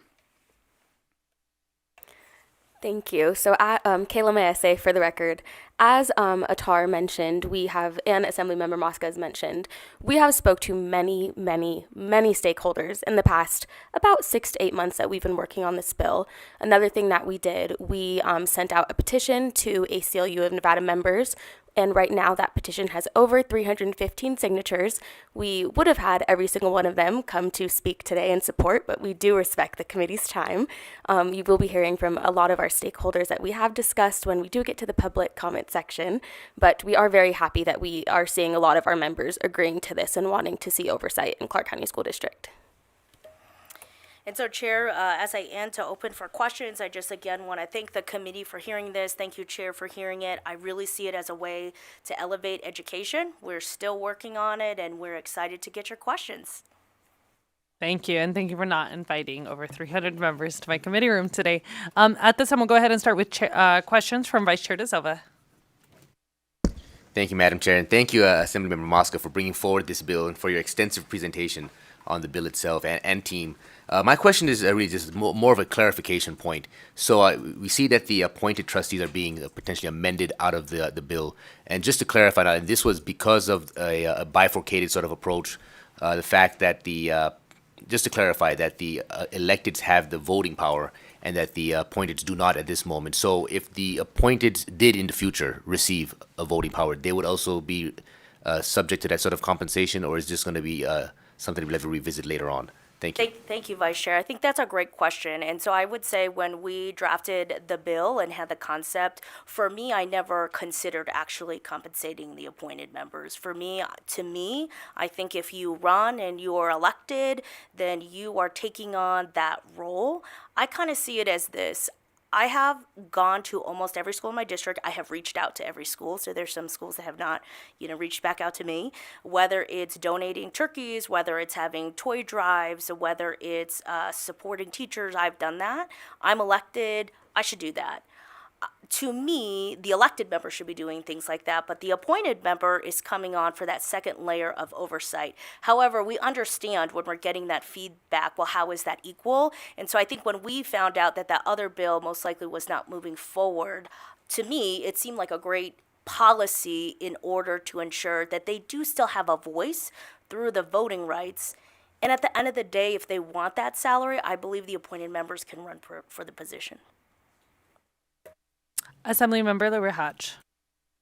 Thank you, Chair, and thank you for bringing what I think is a very important bill. I very much appreciate the inclusion of other counties. Being a Washoe teacher, my question is twofold, though. When you say that for the other counties that it is approved by the county commission and the district must pay for, or the county must pay for it, do you mean the county commission has to pay for those, or the school district has to pay for it? And then also, sorry, two-part question. I love the protection that it can't come out of staff compensation. Are you also envisioning adding or allocations or benefits so that we're not suddenly firing 100 teachers to pay for these? Thank you, Eric Musk, for the record. Thank you, Assembly Member. Real quick, and then I'm going to hand it to my co-presenter. I forgot to say that. That amendment about other counties actually comes from so many of you on this committee and hearing feedback. So that's why we put it in there, actually trying to work with everyone and getting their feedback. For that second question, yes, I think we will consider adding that because that's not the purpose. And for the first question, I'll hand it over to my co-presenter. Chair, through you to Assemblymember LaRue Hatch, and for the record, Atar Hasibullah, the commission would be, as we've specified within the amendment, responsible for the salary allocation there. And part of that is based on the existing funding models that end up existing. Discretionary funds don't generally find their way into school districts at scale in that same way. It's it's a challenge a little bit in that regard to figure out where that source of funds would come from otherwise. We don't want to put anybody in a competitive disadvantage or any other county in a competitive disadvantage. If this is a model that folks find effective, they should be permitted to do it. And one of the questions that came up is who would be on this? Is there restrictions? An argument I heard was, why not increase legislator pay? That's not something we're opposed to. I don't think any of us, right? Yes and yes. But also, why wouldn't we want teachers to be able to do this? The answer is we do want teachers to be able to do this, and we think they should be compensated the equivalent of an elected official who's doing the same roles like a county commissioner in that instance. In other smaller counties, though, what we might end up finding is they may not want to end up paying for something of that nature if the budget is far smaller. Let's say we're lower than $100 million or in that range, or we find a student population size that may not be of the same size. So it's not about necessarily whether or not a county or a specific district deserves a full-time board, right? Every community is different in that regard. This provides flexibility there, but we know we have a fire when it comes to oversight at CCSD. That's a fire we're all looking to put out collectively. Thank you. Assemblymember DeLong. Thank you, Chair. Appreciate the presentation. You bring up in your presentation, actually a couple of you did, just about the competency of the Clark County School District, or lack thereof. And you said there were a number of items that should be fixed. This bill isn't dealing with those, it's just dealing with pay, which almost implies that pay is what's needed to fix the district rather than some other vehicle. And you want to just touch on that, because I'm not sure pay really is the right vehicle. Erica Moss for the record. Thank you, Assemblymember. I think that's a great question. I really wrestle with this being a state legislator. I think, we are here 120 days. We meet every other year. I ran to be an assembly member. And so I think there are some things that we can't mandate down from the state or try to fix through a state level. So at least all my good governance bills are really me trying to think about what role could the state have? And so to me, I just made a values-based judgment that I wonder if we flipped the role, like my co-presenter mentioned, if the Gaming Control Board is compensated so high and gaming is so important for our revenue, I understand that. We all want to fix education. Could we somehow have a different type of person or a pool, or the people who are already there, will they finally have the time and the capacity to do the job in a way that I think they can if they weren't working 9 to 5 every day? And so I think it's an opinion, it's a values judgment, but that's how I think of it, and I'll refer to my co-presenter. For the record, Atar Hasibullah, Chair through you to Assemblymember DeLong. Feel free to go directly to the members. Thank you.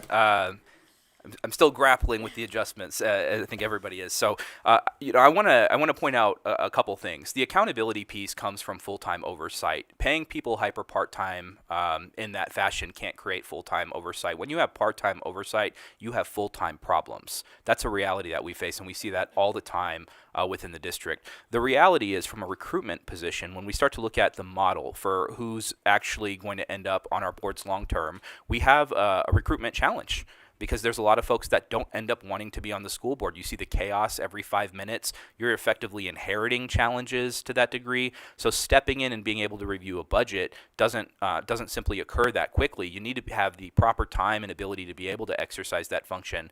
So compensation yields time, and time leads to oversight, which yields accountability from our vantage point.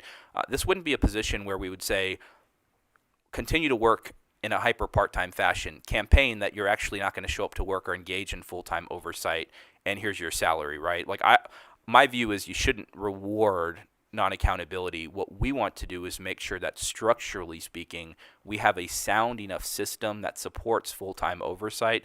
And to Assemblymember Mosca's point, I don't know what we would end up with if we paid gaming commissioners $750 per month. I would never advocate for that, right? We want professionals in these roles that aren't viewing this as effectively signing up for the Hunger Games when you sign up for a school board run.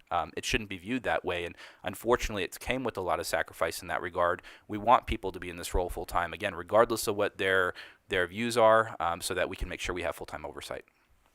think it might be the first time the Hunger Games has been referenced in a Assembly Education meeting, so thank you for that. Assemblymember Flanagan. Thank you, Madam Chair, and thank you for the presentation. I have a two-part question. Since you're fashioning this in the same vein as county commissioners, that's a part-time job. So would this still be classified as a part-time job? And two, I know this is a first step toward creating a better governance environment, but when you create a full-time responsibility, there comes a need for full-time support. So are we saying let's pay them and have them carry this load on their own because county commissioners have executive assistants and they have support staff to respond to the constituents? So now as a trustee, all of that district is my constituency, and I need to be there for the parents. So I know it's a first step, but what does the long term look like in terms of that? For the record, Atar Hasibullah, first, great to see you on that side of the dais, Assemblymember Flanagan. Having worked with you for a number of years, I appreciate seeing that. So thanks for the question. The prescription for the role can't say part-time or full-time, and part of the reason for that is because when you start allocating responsibilities in that fashion, you actually take away from the responsibilities of how an elected official generally operates. When I say that to mean, as it stands right now, there's a set of parameters for execution and responsibilities of the functions of the role. If we were to say somehow this is a 40-hour per week position, right? That's oftentimes the bare minimum many elected officials work, including our county commissioners right now. They're working around the clock, and we want democracy to be able to prevail in that regard and let the voters decide, right? Ultimately, that's the beauty of this, is that people are going to campaign against one another and accountability will be heard. Right now, it's a little bit more difficult to ascertain if someone's engaged in full-time oversight versus part-time oversight. We know they're all engaged in part-time oversight right now, but from an efficacy standpoint, it would be impossible to ascertain if that was the case because there's actually no distinction between the two. Allowing these folks to campaign on this issue, allowing them to discuss the issue, explore the items responsible for oversight will yield that. One of the main components that we wanted to mention with respect to why we think this is important is specifically, and I keep referencing the budget for a reason, right? There's been presentations over and over, and the numbers do not add up consistently. That type of approach yields and raises a lot of questions that need to be asked. The right people to ask those questions are actually the trustees who should be in that role full-time, looking at this and exploring that to ultimately save this district significant money. Assemblymember Orntlicker. Thank you, Chair, and thank you for bringing this bill. I share your goal of professionalizing this position.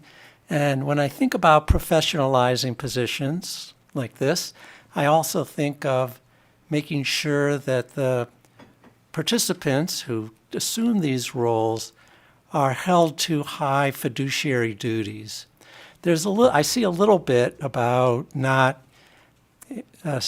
participating in a contract where you have a personal interest, but I don't see a robust setting out of fiduciary duties, duties of loyalty, duties of care for trustees. And I think that's an important aspect of professionalizing a role. So I hope you'll see if you can add that to this.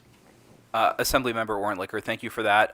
Many of those responsibilities are already in their existing policy. Now, whether or not they're occurring in that fashion, that's not for me to answer at this moment. But we're happy to include most of, or any language suggestions there. I think they end up being, we switch over, and that's part of the reason why we bring this bill in this fashion. If we switch over models, right, we have a full-time board in place, and we have folks that are fully aware of how fiduciary obligations work. I'm not saying the existing board does not, but I'm saying that implementation of those responsibilities, to say you serve as a fiduciary for a $4 billion entity and you have 4 hours per month for board meetings and you're going to be responsible for the oversight, it's almost negligent for us to even allow that, right? So happy to consider adding that language, if that makes sense. I do want to make sure, though, that, we also understand that if we're holding these people to fiduciary standards right now, this existing board, and we're only giving them $750 a month in 2 board meetings, 4 to 6 hours or 8 hours per month, we're really not setting ourselves up as a state to engage in proper fiduciary function. Thank you, Assemblymember Hansen. Thank you, Chair. Thank you for being here. So a couple of things, because we have an amendment, but I want to address first the original part of the bill as we've been discussing school board compensation. And I get it. I follow school board meetings. I know there's a lot of dysfunction, and on that level, I completely agree that there's a lot of dysfunction. I'm not sure I'm convinced that compensation is the fix.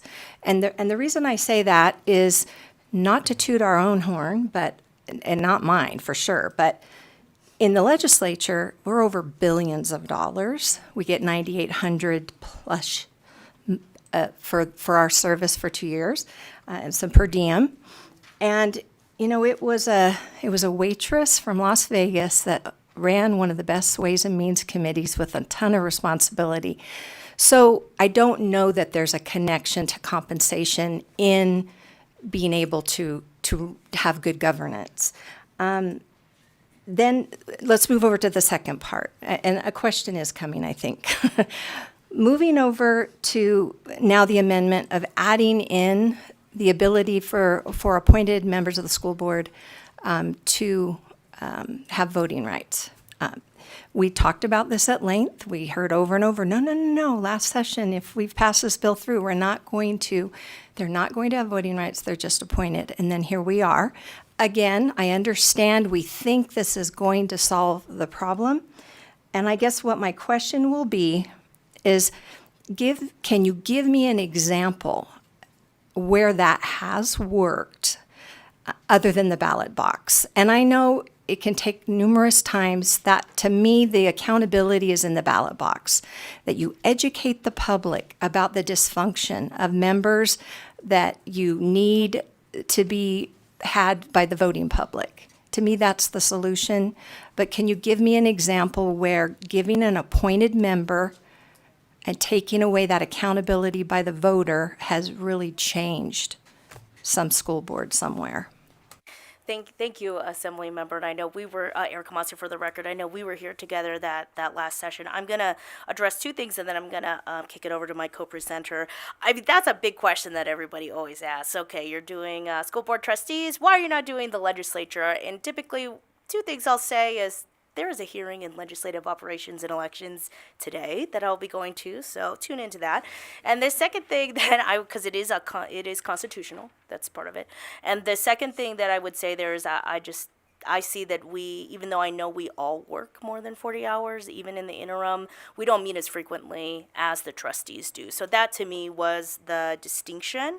I would say, at least for me in a policy perspective, last session I did think the voting rights was a good idea, but I understood why other people didn't. And I think watching the school board for the last year and a half, I can actually see how they have added value. And I think giving them a right to vote is actually going to continue to add that value. So that's my policy stance. It's a good question on an example, so I'll kick it over.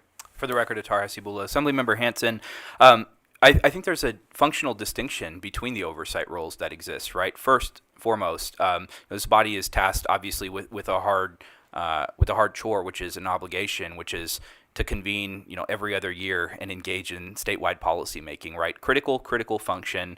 I wouldn't offer that we think it's the most efficient model to do it in that way. So that point's taken. But I'd also add there's 63 of you between the two houses, right? We're dealing with 7 Clark County School Board trustees. That are elected. We're dealing with a budget of $4 billion. We're dealing with our state's most precious commodities, which is our kids, full time, right? These issues, the litigation that ends up coming out of the district, the oversight issues with respect to budget, they're ongoing. The labor negotiations that have had to occur over and over and over, those are ongoing. So we see this play out through and through. There just is a different level of functional oversight that the board is tasked with, but not really tasked with in a way that allows them to do their jobs effectively. So I'd answer in that way. With respect to the actual application and utility behind the appointed trustees, look, you'll probably be hard pressed to find someone in Nevada that's more critical of government entities than I am, right? That's my permanent full-time job. But I will say it's been a breath of fresh air to work with many of the appointed trustees. I'll give an example. When it comes to community-based work, putting on programs and things like that, the trustee appointed from Henderson has been fantastic to work with. Regular reach out. I didn't know this person before I started. It was sort of an anomaly to me, but has been incredible to work with, right? And we've seen that through and through. I think part of that is the professionalization of functions that's associated with it. This board, though, has had its challenges through the years. One of the things we had mentioned was you rarely see people with any level of really experience in terms of oversight end up running for the board, and then we run into a position where you go from your biggest budget you've overseen is a few $1,000 to $4 billion. I'm not saying there's anything wrong with it, but we don't have that with our health boards, which are appointed. We don't have that with many other positions. The governor has a huge number of appointments that come through his boards. They provide incredible guidance and oversight to what happens, and we view those types of appointments that have had efficacy in many of those roles as a needed layer of oversight. But that bifurcated model that we spoke to allows for both to occur simultaneously. Yeah, go ahead. I know Assemblymember Hansen just had a quick clarifying statement. Thank you for the answers. I just wanted to clarify that I was in no way insinuating that we need a pay increase here. So I knew what I signed up for, and I do think school board members know that too when they sign to run for office. Thank you. Thank you. Assemblymember Hardy. Thank you, Chair, and thank you for meeting with me yesterday to go over this. So I just wanted to talk a little bit. I had seen that for the county commissioners, there is actually a range of pay that they receive, and so I just wanted to put on the record kind of what is the number you're saying, because some of those I saw was 60,000 up to 130. So that's kind of a big range. So what are you specifically looking at for the trustees to be paid? And then would that increase, on say there are multiple terms? And then just to also clarify, it would start in 2026. So only those that run and are elected in 2026 would get this. And the ones that don't run until 28 would not be paid until if and when they're elected in 28. Is that correct? Assemblymember Hardy, I'm going to go in reverse order. With respect to the timing question, yes, that's correct. It would be staggered. You'd have to stand for the next election in order to be eligible to be in that full-time role. So this doesn't just kick in for anybody who's there without an election occurring. So that's that portion. With respect to the actual first portion, the baseline compensation for trustee, it actually end up being tied to what the baseline minimum compensation is for a Clark County Commissioner at the time this goes into effect. We don't know what that's going to end up exactly being. If there's a COLA adjustment, I'm not sure of how the county is planning on budgeting for any of those items, but we wanted to make sure that number was tied in, and that number remains tied in perpetuity, right? That's a minimum, not a maximum, because we think the functional equivalence between the roles are so strong, and the importance of both entities makes them sort of aligned in how we view the responsibilities associated with what occurs there. I hope that answers your question, but happy to provide additional clarification if needed. Thank you. At this time, I do not believe that we have any questions, so thank you so much.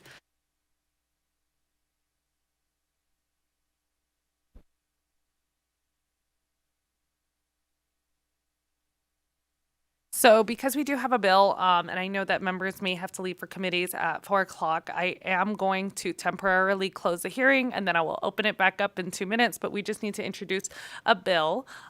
So at this time, I'm going to go ahead and temporarily close the hearing on AB 156. We do have a bill to introduce. Committee members, as you know, throughout session, committees are asked to introduce BDRs to begin the bill process. They are then assigned a bill number and referred back to the committee. Your vote to introduce a BDR is not an indication of your support. It is just to get the bill printed and assigned a number. Today we have BDR 34526, which revises provisions relating to the closures of schools. Do I have a motion to introduce BDR 34526? I have a motion from Assemblymember LaRue Hatch. Do I have a second? I have a second from Vice Chair De Silva. Is there any discussion? All those in favor say aye. Aye. Any opposed say nay. This motion does carry and passes unanimously. Thank you. At this time, we will reopen the hearing on Assembly Bill 156, and we will invite anyone wishing to testify in support here in Carson City or in Las Vegas to the table. As a reminder, please make sure that you state and spell your name for the record. And because I do expect quite a bit of testimony on this, I am going to limit testimony to 30 minutes. So I'll go ahead and start Carson, and then I'll go to Las Vegas, and if necessary, go back and forth. Although Las Vegas doesn't look too busy today, I imagine a lot of it will be here in Carson City. And then we'll go to the phones after all public testimony. For people that are here in the building in person or in Las Vegas in person have been exhausted, I will go to the phone for the remaining minutes. So go ahead and please begin when you're ready. Madam Chair, Committee, I just appreciate the prisoners for bringing that bill. I'm here on behalf of, my name is Aisha Goins, AESHAGOINS. I'm here on behalf of SEIU 1107, and they believe in a fair wage. And so we appreciate the presenters for bringing a bill that talks about fair wage, and we support this bill. Thank you. Thank you, Chair Torres Fawcett. Nicole Rourke for the record. With your permission, Chair, I've been asked to read testimony on behalf of Ramona Esparza-Staffrigan, an current appointed trustee. Yeah, please proceed. I know that Trustee Esparza had reached out as well because she had a CCSD meeting, so thank you. She has a board meeting today. Yes, she does. Good afternoon. My name is Ramona Esparza-Staffrigan. I am speaking as an individual, and I am also representing the City of Henderson as their appointed trustee for the Clark County School District. I requested my statement be read to committee as I'm unable to be there in person due to a meeting. I wanted to share my personal experiences and observations serving as an appointed trustee for the last year and almost 2 months. To be clear, I'm seeking your support on passing AB 156 as amended to give appointed trustees voting rights. My journey to this role as one of 4 appointed trustees began more than 27 years in various roles as an English and English language learner teacher, school improvement coordinator, data coordinator, a dean of students, an assistant principal, and a high school principal. I have served on various boards and educational committees, including being a commissioner on the Professional Standards Committee for the State Board of Education. My fellow appointed trustees are also lifelong educators and/or administrators, so combined, we have brought decades of educational expertise and diverse perspectives that have significantly influenced the decision-making processes with the elected trustees that do have voting rights. Our experiences and expertise have complemented the voices of elected trustees, creating a more comprehensive approach to governance. Our contributions to discussions about educational policies and practices has been a value to add to a school board that previously held a groupthink mentality, and there was also a perceived lack of transparency and accountability by their respective communities. Also, the fact that I'm a product of CCSD as a former student shows my investment to my community and the school district to become and do better. The 4 appointed trustees are held to the same duties and responsibilities as elected trustees, with the exception of the ability to vote. We participate fully in all closed meetings, attorney-client meetings, briefings, biweekly meetings, and the superintendent monthly workshops. We respond daily to constituent emails and phone calls, requests for in-person meetings, attend monthly municipality meetings, and we provide presentations or briefings as requested by our respective municipalities, typically on a quarterly basis. In addition, preparing for work sessions and board meetings requires reviewing all board documents and reference materials, time which can equate to a Thank part-time you, Ms. workload. O'Rourke. I apologize. That is time, but I know that those remarks have been submitted to our committee staff as well, and they will be posted on Mellis. So thank you. I appreciate it. Good afternoon, Chair Torres Fawcett, members of the committee. For the record, David Cherry, that's DAVIDCHERRY, Government Affairs Manager for the City of Henderson and proud CCSD graduate from last century. The City of Henderson supports AB 156 as amended to give voting rights to the appointed members of the CCSD Board of Trustees. The Henderson City Council took a thoughtful approach, as did the other municipalities, when appointing a trustee, and prioritized expertise in the education field. We believe our appointed trustee, Ramona Esparza-Staffrigan, has made a positive impact on the board and assisted in refocusing their efforts on what matters most, our students. The initial experience of the appointed trustees with the board, however, proved to be less than welcoming. At a December 2023 board meeting, without proper notice, certain trustees began to discuss amending board policies to strip appointed trustees of their ability to make motions before they were even sworn in. And then at the January 11th, 2024 meeting, despite strong objections from the sponsors of AB 175, former Assembly Members Shannon Bilbay Axelrod and Assembly Member Toby Urick, who were joined by the cities of Henderson, Las Vegas, and North Las Vegas, the Vegas Chamber, and the Retail Association of Nevada, the board passed changes to their governance policy to disallow appointed members to make motions. Because this policy clearly violated the law created by AB 175, the cities of Henderson and North Las Vegas filed a writ in the 8th Judicial District Court seeking an injunction, which was granted. Only then was the policy rescinded. Since that time, the appointed trustees have navigated through a toxic culture to help guide the board toward balanced governance. Nevada already has an example where appointed members of a board have equal rights to elected members, including voting, making motions, and recommendations. The State Board of Education was converted to a hybrid board made up of both appointed and elected members by the legislature in 2011, due to the dysfunction displayed by this regulatory body in prior years. Since that time, the State Board of Education has proven that hybrid membership can professionalize the board and make its work more productive, and we believe that a similar structure will work well at the local school board level too. We believe giving voting rights to the appointed trustees expands Thank you, the voices Mr. of Cherry, for your residents. testimony. Urge Please. your support for this amended bill. Thank you. Hello, Chair Torres Fawcett, Vice Chair, members of the committee. My name is Wesley Harper. I am the Director of Government Affairs for the City of North Las Vegas. We echo the comments by Mr. Cherry in the City of Henderson. We urge your support of this bill. Thank you.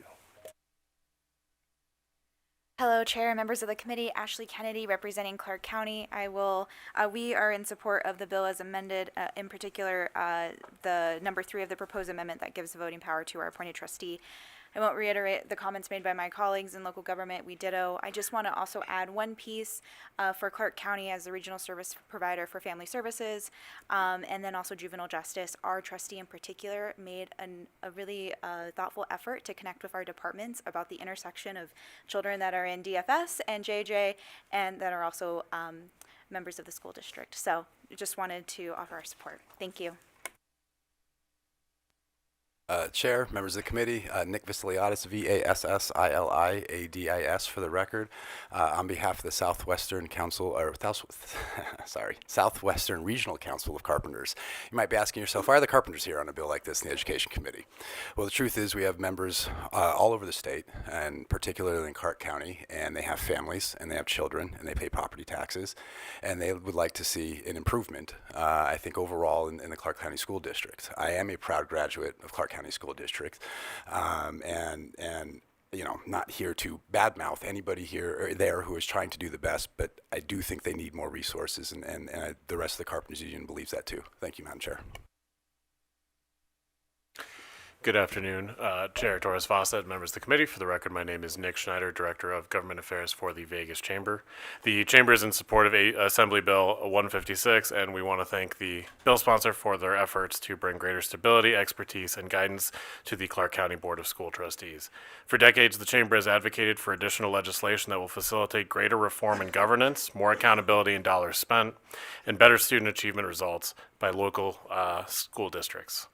The Chamber supports the proposed amendment to AB 156 because it is fundamentally important that the state legislature continues to call for greater transparency, accountability measures, and performance metrics within the Clark County School District and for better board management and governance. This bill is about giving greater representation to the parents in our community by giving them additional voices at the school board, providing expertise and knowledge, putting parents, students, and teachers first, and solving the real problems facing CCSD. That is why the Chamber supports granting appointed school members the right to vote. We urge your support, and thank you so much. Good afternoon, Chair and members of the committee. For the record, Randy Robinson, Director of Government Affairs for the City of Las Vegas, here to support AB 156 as amended, specifically the provision to grant our appointed members voting rights. Thank you.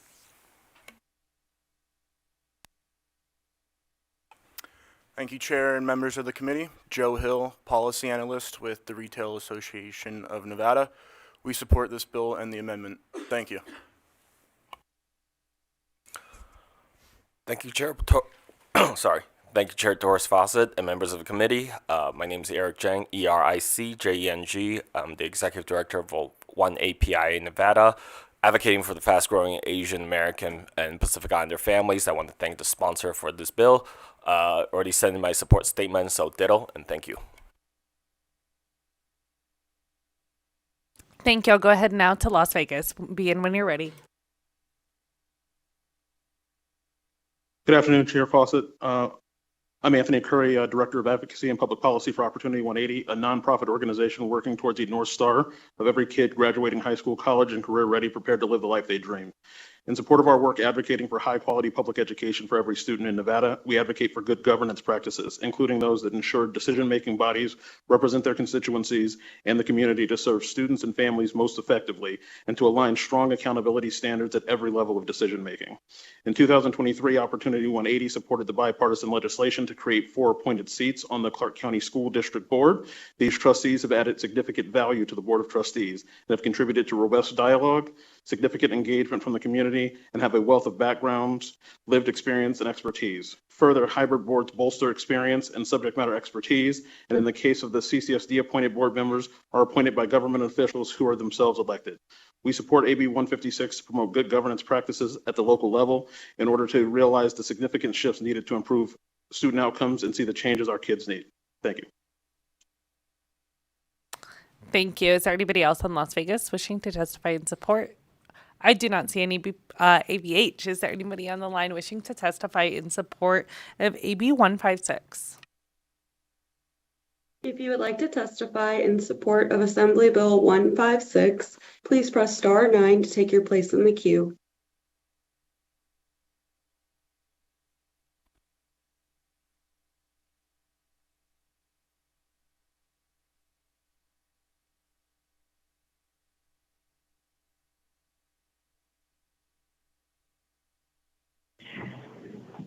Good afternoon, Chair and members of the committee. For the record, my name is Emily Prasad Zamora. That's spelled PERSAUD-ZAMORA.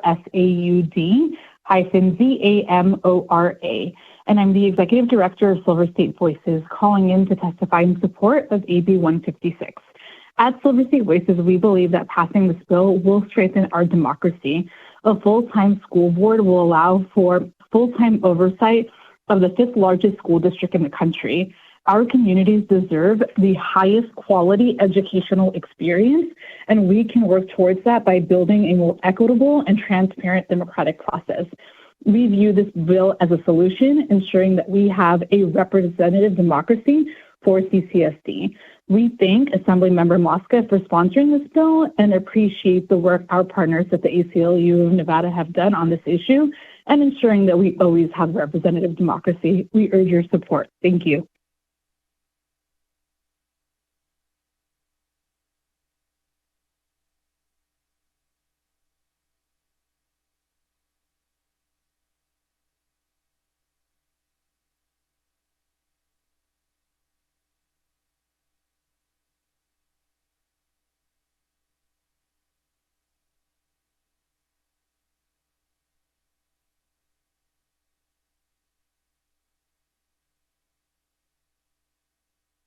Caller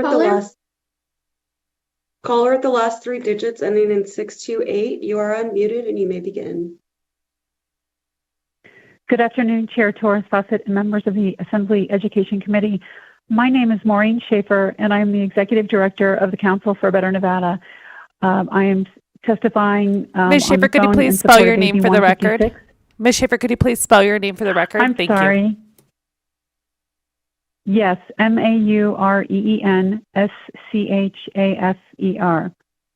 A full-time school board would create a modernized governance foundation for strategy development, engagement of the community and the legislature, and grounded decision-making, ensuring those elected can fully engage in the academic and business affairs of the Clark County School District while allowing for a more diverse pool of potential candidates be considered for this complex and critical role.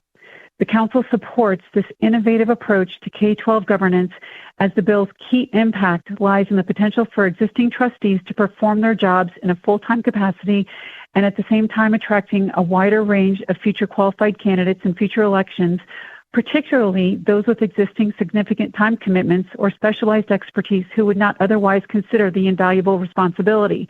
A full-time CCSD Board of Trustees can incentivize individuals who might not be able to serve without compensation, ultimately leading potentially to an elevated shift in board culture, more focused on performance accountability, consistent decision-making, and thoughtful oversight.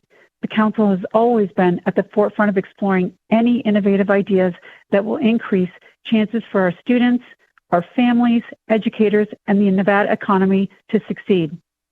We have partnered with the legislature in the adoption of many bills that have borne positive outcomes. This bill exemplifies that spirit, renewing our joint commitment to consider any pathway to achieve success. We thank Assemblywoman Mosca for bringing this bill forward. We encourage you to vote in favor of this bill. Thank you.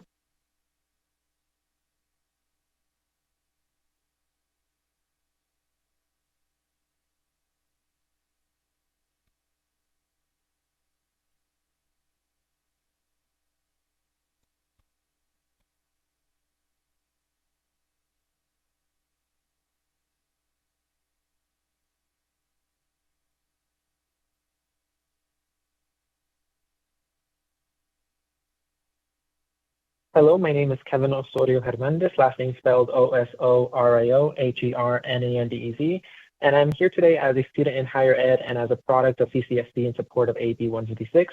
Our education system deserves leadership that is fully committed and equipped to addressing the challenges facing our schools, and I am in support of this bill.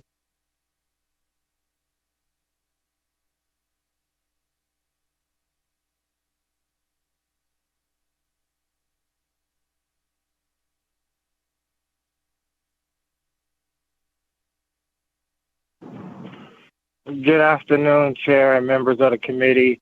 My name is John Johnson, John,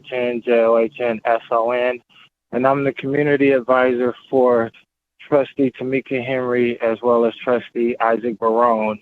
But my comments are my own, and I just wanted to come in and talk about supporting this very important bill.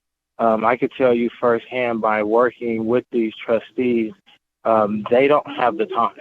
I mean, you're expecting these trustees to be responsible for $1 billion budget, but also have full-time jobs to support their families. That's not equitable. Doesn't make sense. I think that they should be compensated for doing the job, so therefore they can take requests from parents, from teachers. They can go visit the schools, be more on top of these complaints. I mean, if you look at the news, we have a problem with special education. Every other month, they're getting sued for special education issues. If the trustees have more time to be at their schools and be on top of these things so they can change policies or they can direct the superintendent to do whatever they need to do, I just think it's more equitable if they're paid and compensated as a full-time employee. Secondly, I wanted to address the appointed members. I believe that especially if you give them voting rights, they're the same as the other trustees, so they should be compensated just like the other trustees. They have to do the same amount of work. They are over the same schools that's in their district. So Isaac Barone is over all the schools in North Las Vegas. If a parent has a problem, they can call him just like they can call Tamika or the other trustee that's over North Las Vegas. So maybe you amend it to make the municipalities pay their portion. So, for instance, Barone was appointed by North Las Vegas. Well, maybe the North Las Vegas Thank you, Mr. Johnson. is responsible. Thank you so much for your testimony. And I apologize, but under the committee rules, we do have to put that as opposition because you did recommend an amendment. So we do appreciate you voicing your concerns, and we will make sure we put that in opposition. Thank you. AVH, can we go to the next caller?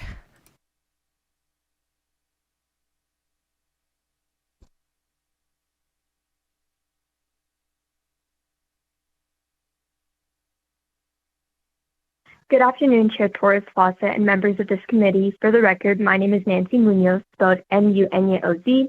I'm calling in support of AB 156. Less than a year ago, I graduated high school from CCSD and was able to see firsthand the efforts of the trustees as a member of the 2023 to 2024 Superintendent Student Advisory Council, while also being able to further my work with the trustees throughout high school. I hope the members of this committee see the full benefits of this bill and this step towards further support for our students. Thank you so much.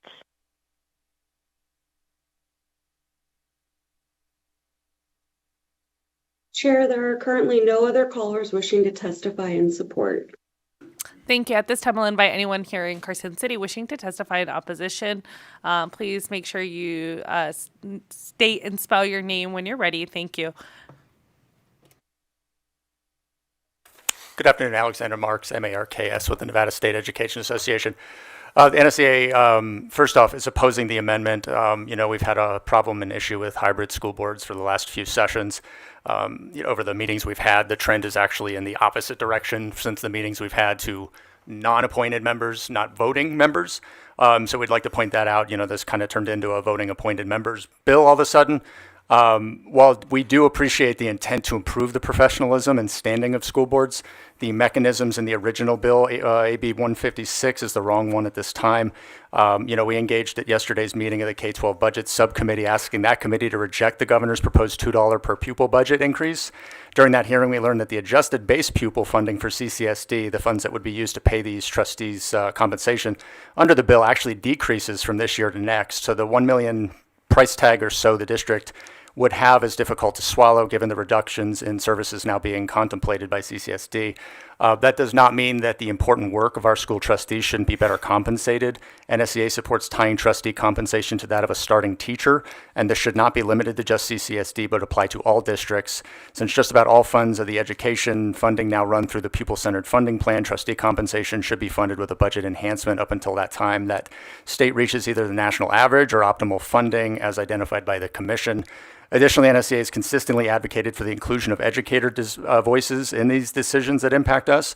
Preventing active educators from serving on their school boards takes away one of the most important and knowledgeable stakeholder voices from these deliberative bodies. NSEA believes incorporating educator voice onto school boards would go a long way to increase the professionalism, productivity, and standing of our school boards. Thank you. Thank you, Madam Chair, members of the committee. My name is Tom Clark. I'm here on behalf of the Nevada Association of School Boards.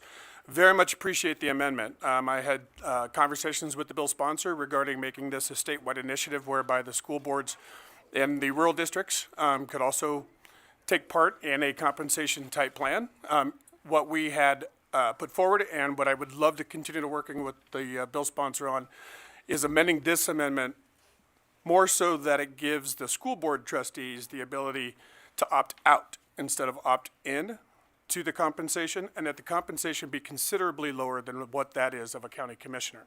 For example, it has been floated somewhere between the starting salary of a substitute teacher or a percentage of the salary of a first-year teacher.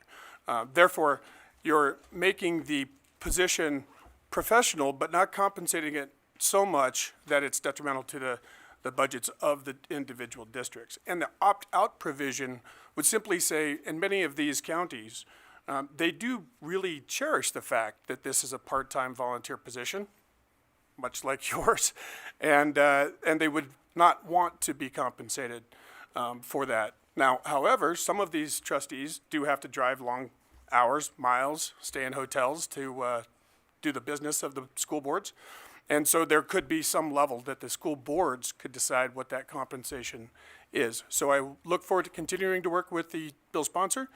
She's been great up to this point, and hopefully we can come to some level of agreement whereby the rural school boards and Clark County and Washoe County, and of course my alma mater, Carson City, Go Senators, can take advantage of this particular piece of legislation. Thank you, Madam Chair.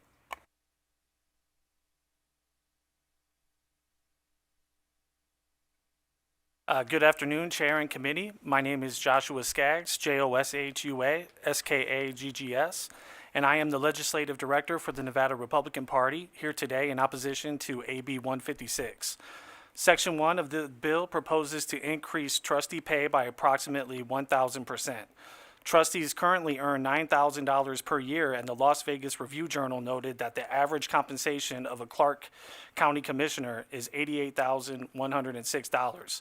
So this increases pay nearly 10 times. According to Public School Review, a national education data analysis firm, the Clark County School District currently ranks in the 60th percentile statewide based on math and English proficiency scores. Reading proficiency stands at 41%, which is just behind the Nevada average of 44%, and math proficiency is 25%, again behind the statewide average of 28%. Our platform states that we support an education system which prepares students for a successful life and meets the needs of Nevada's economy. We don't believe that replacing the current trustee job model, which is used throughout the state with a board of trustees made up of full-time politicians, is likely to improve the performance of the Clark County School District. The stated goal of this legislation is to enable school board trustees to become a full-time job. Even if that were a desirable goal, the amount of the increase is excessive. County commissioners are responsible for a wide variety of services provided to a much larger population than the school district. School board trustees are responsible for delivering quality education to students and doing so with a smaller population and a much smaller budget. The current Clark County School District budget is just under $4 billion, and the Clark County budget is just over $12 billion, 3 times as much. Because the amendment was just presented today, proposing to enact enabling legislation for all their counties, we haven't had the time to research the math in those counties, but we suspect that the bill would also overcompensate school board trustees in those counties as well. This bill is an attempt to increase the size and scope of government, inappropriately overcompensating trustees at taxpayer expenses, and we urge a no vote on AB 156. Thank you.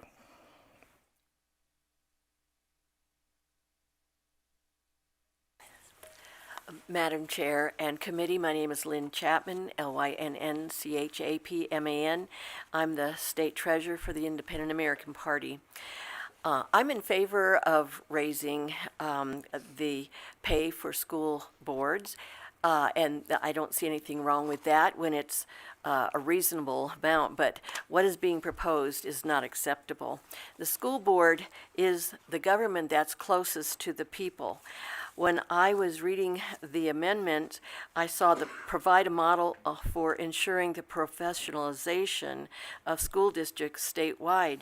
Well, then it made me start thinking about what is meant by that. Would that mean that homemakers, bus drivers, machinists will not be considered professional enough?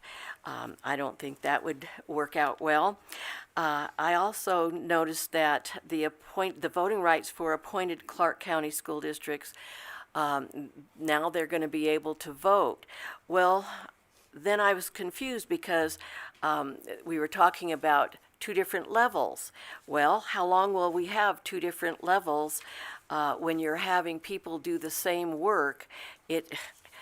Last session we were talking about how we were going to have appointed people not voting. Well, all of a sudden now they're going to be voting. They're going to be doing the same job. Wouldn't they want the same pay?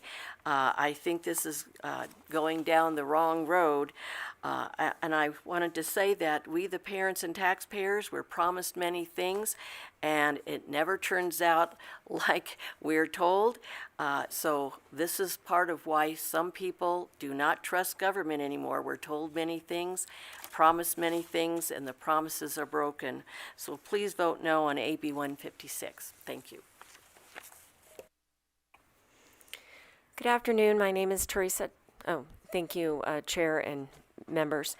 My name is Teresa DeGraffenreid, Teresa, T-H-E-R-E-S-A, DeGraffenreid, D-E, capital G-R-A-F-F-E-N-R-E-I-D. I come forward to show my opposition to this bill. In my humble opinion, I believe it is trying to make too many changes to Clark County School District in just one bill. The first thing that I wanted to say is that the gentleman who presented said he asked his peers, it seems like possibly paid lobbyists, if they would be interested in running for school board. He was met with stares, but when he said that they would make possibly $85,000, those stares would say, sure, of course, we'll run for that position. And he pondered that he thought it wasn't just for the money. Though I do not live in Clark County, I would consider running for the school board, even if I was only paid $750 a month, because I believe that children's, being that I have taught before, I do believe that the school board is the first way in which we let the families know that we're wanting to make sure that their children have the best quality education. I also wanted to say that in regards to them making as much as county commissioners, I would say that the county commissioner oversee everything in the county water systems, roads, construction in the county, libraries, and the schools, and everything that happens in the county. So I'm completely opposed to. Thank you for your testimony. Thank you. Madam Chair, members of the committee, my name is Janine Hansen. I'm the state president of Nevada Families for Freedom. I appreciated Assemblyman DeLong's question. Over the years, there's been many proposals in this legislature to break up the Clark County School District, which might be an answer for better education when parents have the opportunity to work with a smaller board in a smaller area where people can actually have some influence on what's happening in the local area. The Clark County School District is just too large to really be responsive to individual parents and citizens. We are concerned about the amendment enabling the legislation to allow all school districts to do this, and we oppose that. We also oppose that appointed members should be voting. This is just another way to dilute the rights of the voters, where they should be voting for people and electing people, and we shouldn't have appointed people representing us who are not accountable to the public. And I think that's a very important point. We've already talked several times about the money. The information that I read said that county commissioners in Clark make between $56,000 a year and $131,000 a year. I think that's completely unjustifiable for someone on the school board, but if they broke them up, then it would be better in the amount that they would be compensated individually for those areas. I think this is a poor timing on this bill right now when people are struggling to make ends meet, when people are struggling just to pay their livings, their very living. The Interstate Institute for Policy Innovation in the United States said that people are paying 56% of their whole incomes in hidden taxes, federal, state, and local taxes. So we don't need anything else that might indicate more money for government so that we have more taxes that need to be paid. In fact, we need less. Thank you. Thank you. You always do so well timing those remarks, Ms. Hansen. And if you guys have written remarks, please make sure you get them to my committee staff too, so that we can have those recorded for the record.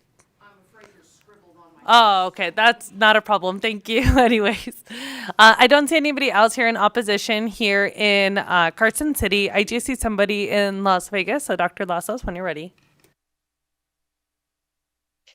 Thank you, Committee Chair. My name is Sylvia Lazos, Lazos.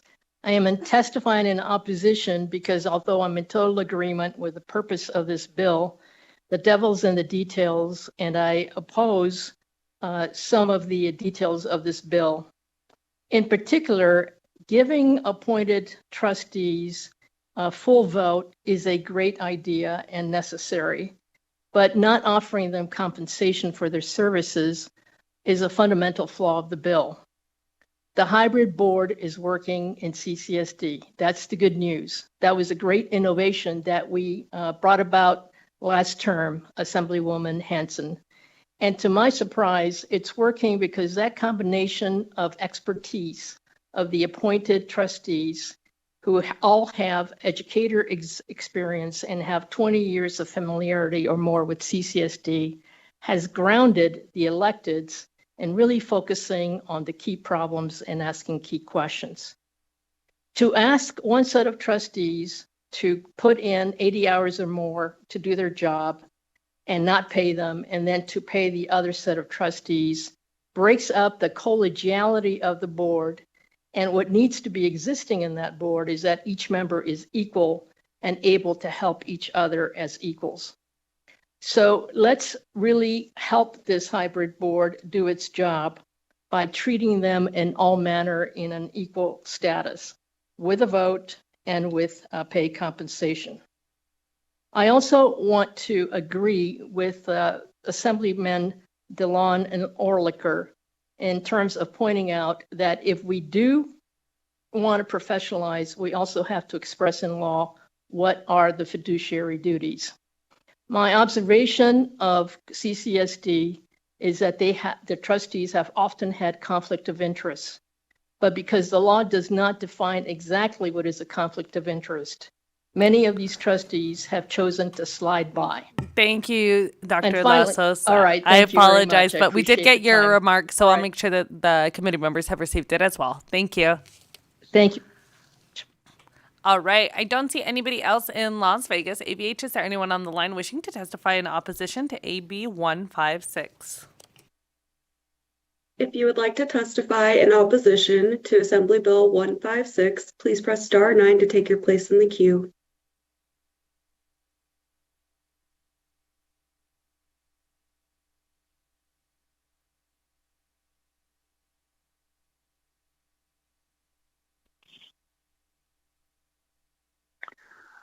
Hello, my name is Michael Ryan, Michaelryan. I'm a longtime resident of Nevada and a Marine Corps veteran. Please vote no on AB 156.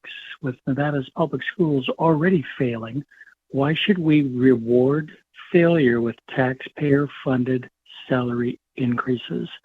This is absolutely crazy. Our government is already too big. We should be working to limit wasteful spending, not inflate it further. Please vote no on AB 156. Thank you.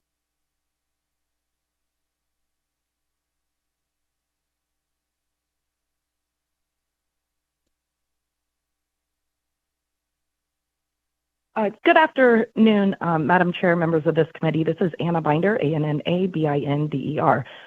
Mother to 6, 3 kids still in Clark County School District, former candidate for School Board District A. Over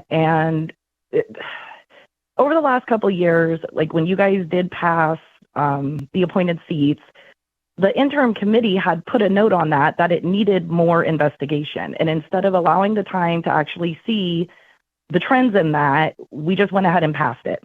And what I'm about to say has nothing to do with the actual appointed trustees currently sitting. They are wonderful.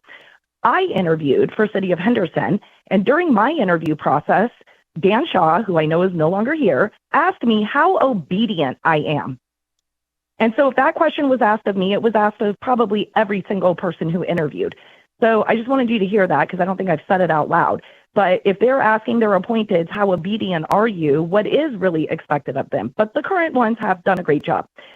There has been at the board level a couple conversations over the last 2 years about appointing a student voice, yet they have been unable to achieve that. And so if we were even looking at continuing and doing this, you guys could add that student voice. Additionally, instead of paying them, what we really should have done is redistrict and add more elected seats so that the 200 and now 92,000 families that have their children in our public school system did have adequate voices on that board that was proportionate to our population, and especially with the tumultuous relationship that we have with this board.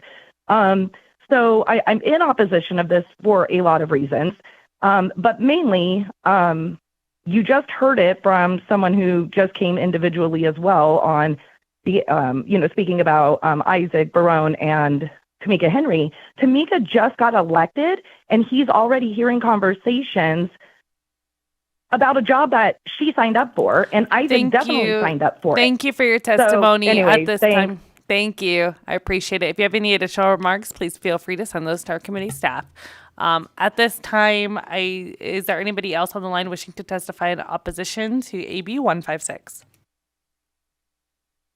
Chair, there are no further callers wishing to testify in opposition. Thank you. And for Ms. Binder, if you're still listening, just please note that we do actually have a bill that would allow for a student voice as a trustee for the CCSD school board. So please make sure you continue to follow the legislative session. You can subscribe on YouTube as well. Is there anybody here wishing to testify in neutral? I don't see anyone here in Carson City. Is there anyone in Vegas? AVH, is there anyone on the line wishing to testify in neutral? Chair, there are no callers wishing to testify in neutral at this time. Thank you. At this time, I'll invite the bill sponsor for any closing remarks. I will be very brief. I just want to thank all of you. I know that before the vice chair had asked to co-sponsor, so if anyone is interested in co-sponsoring, please let me know. We're also open to continuing to work with people, so please just let me know. And I'm just going to thank you for keeping an open mind. I think sometimes, at least last session for me, I did bills that I knew about them so well, and I knew I could get them through, and they weren't as contentious, but they also weren't as big. And so to me, this is my idea of trying to go big so that we can really change some of the ways that we think about education, and we support those who are supporting our students, our families, and our educators. So thank you so much. We'll keep talking. Thank you. At this time, we'll go ahead and close the hearing on AB 236. Correction, we will close the hearing on AB 156. And we'll open the hearing on AB 236, which revises provisions governing the selection of members to certain state boards and councils performing duties related to education. Please begin when you're ready. And as a note for members of the public, some of our committee members have had to leave. It's not a sign of disrespect, but obviously we have a couple of large hearings going on today. So I'm sure that they will do their due diligence in reviewing this material. But if they've had to leave, they're at other hearings. They're not trying. They definitely would not want to leave this great committee with all these great presentations.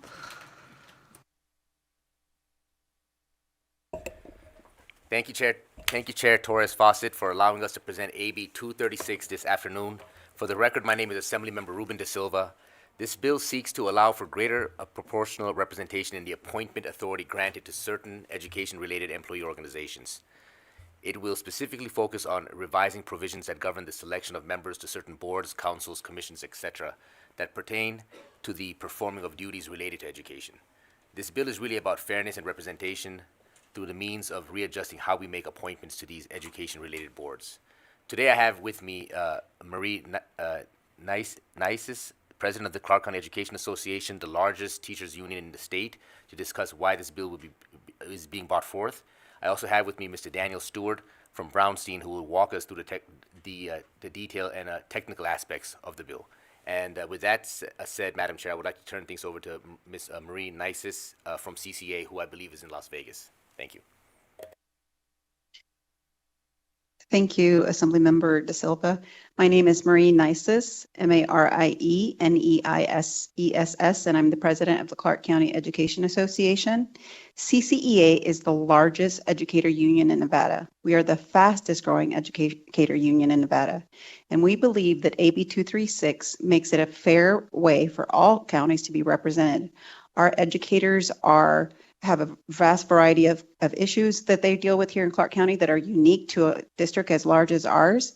And we believe that having a voice at the table, that's what all educator unions push for, is making sure that educators have a voice at the table. And we believe that this bill will allow that to happen, to ensure that every educator, whether they're in the rurals or here in Clark County, will have an opportunity to have their names submitted to represent the educators here in Clark County.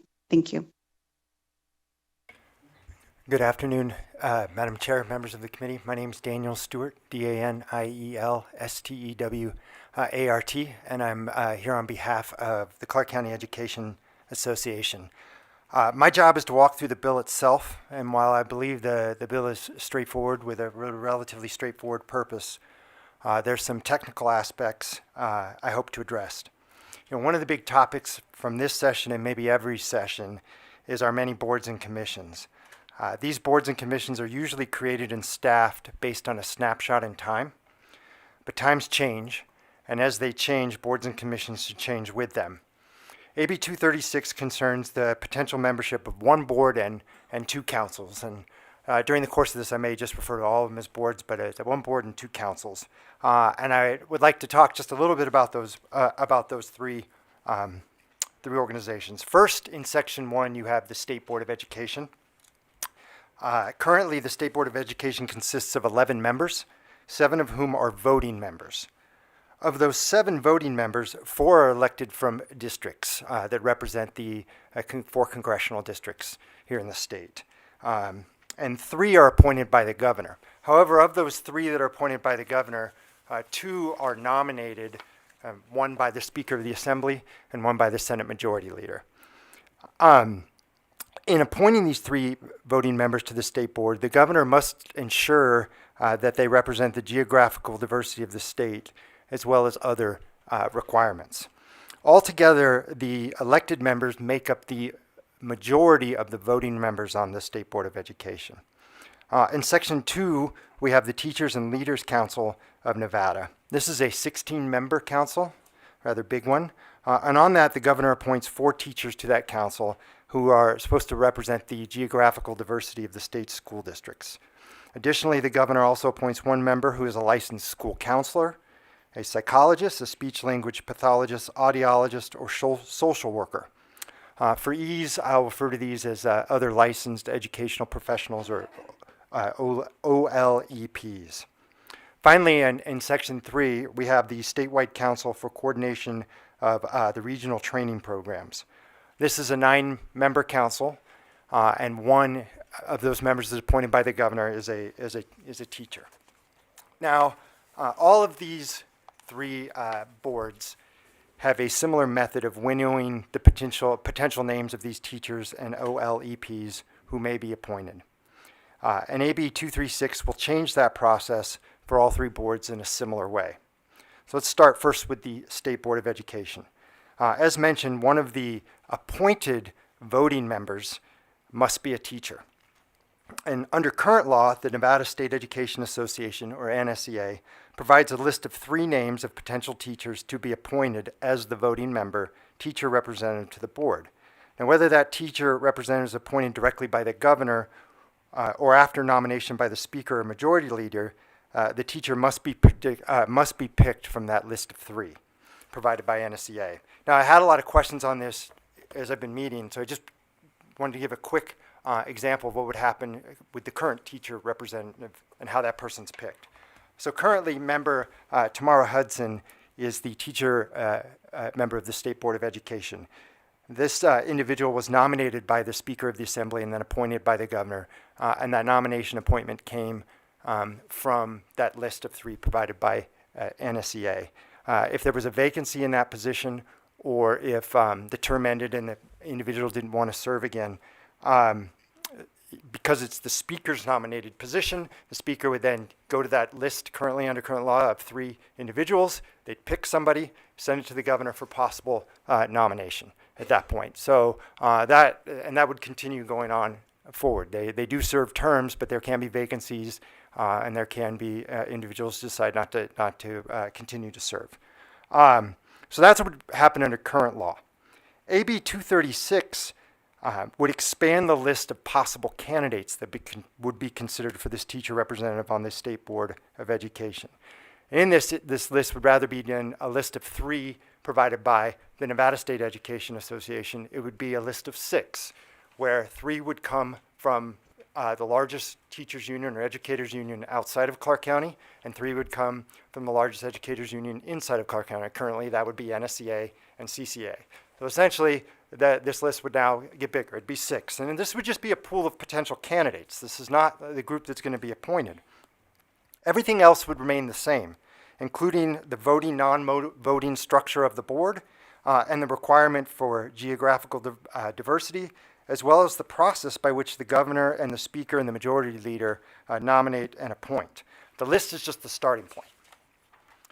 As for the Teachers and Leaders Council, currently for those 4 teachers, the Nevada State Education Association, or NSEA, provides a list of, there's no limit to the list. It can be a list of any size, and the governor then picks 4 individuals that are supposed to represent the geographical diversity of the state. That's the current law.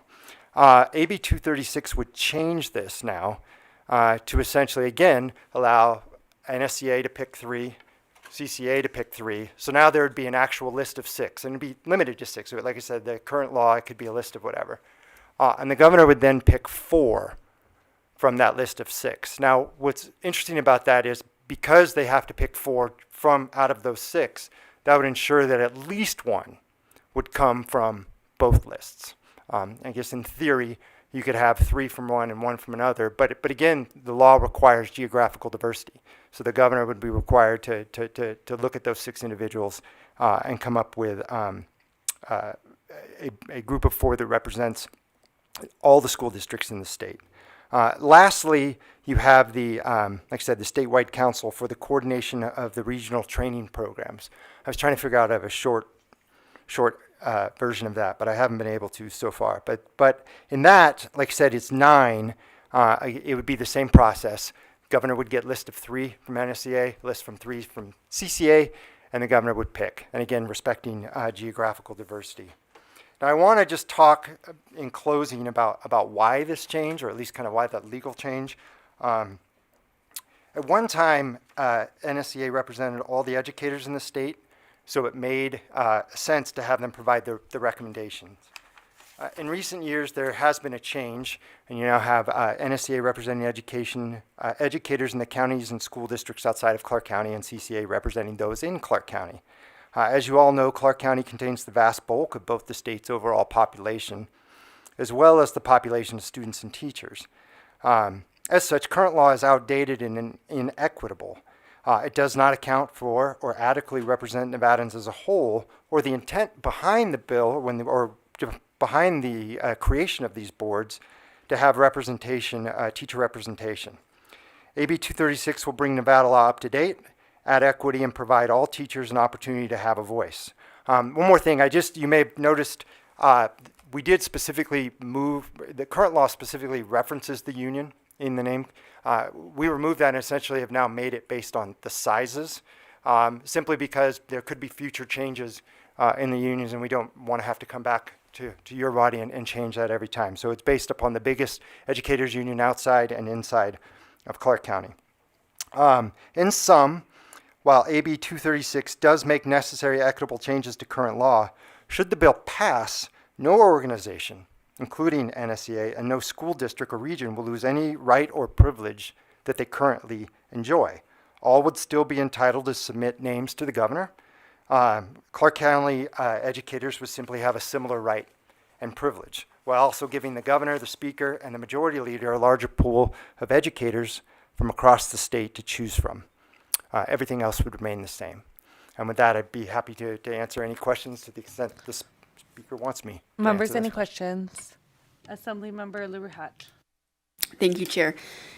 Thank you, sir. Thank you for answering our questions. So I really appreciate the discussion about educator voice, because I think, as a teacher, I'm a huge advocate for increasing educator voice. And I am about fairness as well. My question is, yes, there's equal opportunity for NSCA or CCA teachers to be appointed, but in some of these, especially the state board, there is 1 seat, right? And so if the CCA teacher was appointed to that 1 seat, CCA is only based in Clark. How would I, as a Washoe teacher or any rural teacher or any northern teacher, get to have a say in the state board if I don't have a connection with the person that's on there through any organizational means? Great question, fair question. Daniel Stewart, for the record. We had a chance to talk about this in your office. I think that's a very good question. I would say currently, that part of that is the problem of the current law. There's only 1 teacher appointed. 1 teacher is going to come from 1 district, and in some respects, they're only going to have the experience that they have. The understanding is that they represent teachers as a profession. They don't necessarily, even though they're brought forward on a list from their bargaining units, they don't necessarily go on behalf of their bargaining units. They're there to represent teachers as a whole. And so I think that there's a problem. I know there has been some discussion, or at least one of the questions that asked, and one of the things that the board members asked has been about potentially adding additional teachers to the board. I would say that, as you saw from the bill before this, changing the composition of a board can open a different level of conversations, especially on the state board. If we had, say, 2 teachers, you could potentially have 4 appointed members and 4 elected members that both have equal voting power. So I don't know how we would ensure that this 1 teacher represents or knows everything. I think we would just hope for the best. And, I have a question. Here in the state legislature, do assembly members represent just their districts, or do they represent the state? Because to me, it seems like very similar, right? Like you would be appointed and maybe you're affiliated with organizations, as I am affiliated with organizations, including NEA. But I don't represent those organizations, right? So is that still true for the board, for the teacher representative on the board or any appointees on the board, that they're not necessarily representatives of just that organization, but of the constituency of which they serve, the greater state? Daniel Stewart for the record. Yes, and in fact, I think the way that, again, for the State Board of Education is the best example. There's a lot of ways to try to make sure that not only do they currently in their job represent the state as a whole or as teachers as a whole, but again, as we walk through that process, not only do you have to be a teacher, not only do you have to be in some respects either nominated by the governor or nominated by the speaker, the majority leader, appointed by the governor, come from a list of appointed by educators. The hope is that winnowing process will lead to somebody that has expertise for the whole state, and they've tried to balance these boards as a whole with different expertise. And again, that legal requirement about geographical diversity on these boards remains in full force and effect. Thank you. Assemblymember Hunt. Thank you, Chair.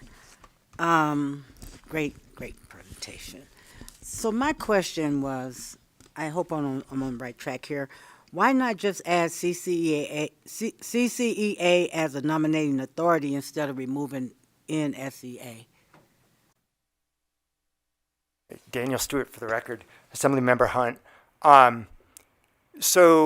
There's two answers to that question. I think if you did that, you would have to then add a member to that board. So if we're talking about the State Board of Education, then we'd get to the potential problem where you'd have 4 appointed members with voting power and 4 elected members with voting power. You have an 8-person board with the elected folks no longer had a majority vote in the state. So that you'd have to consider that, and along with all the other stakeholders that would be on the State Board of Education. I think in the case of the Teachers and Leaders Council, where they're picking 4 teachers, I think you're going to, from a list of 6, you're going to end up getting that anyway. You're going to get, because you have 3 from each, and they got to pick 4, you're going to get somebody from both organizations there. But if we wanted to make a nominee, say CCA and NSEA, then we're going to have to increase the boards. We're going to have to look at how that would look like. And then I also think you run into the issue that, let's say one day the unions merged again. Okay, then you'd have essentially the same union wearing both hats. And so that's one of the reasons why we pulled out, and we essentially made it the recommendation being, rather than saying CCA or NSCA, just the largest union outside of Clark and the largest union inside of Clark. And thank you for the question, Assemblymember Hunt.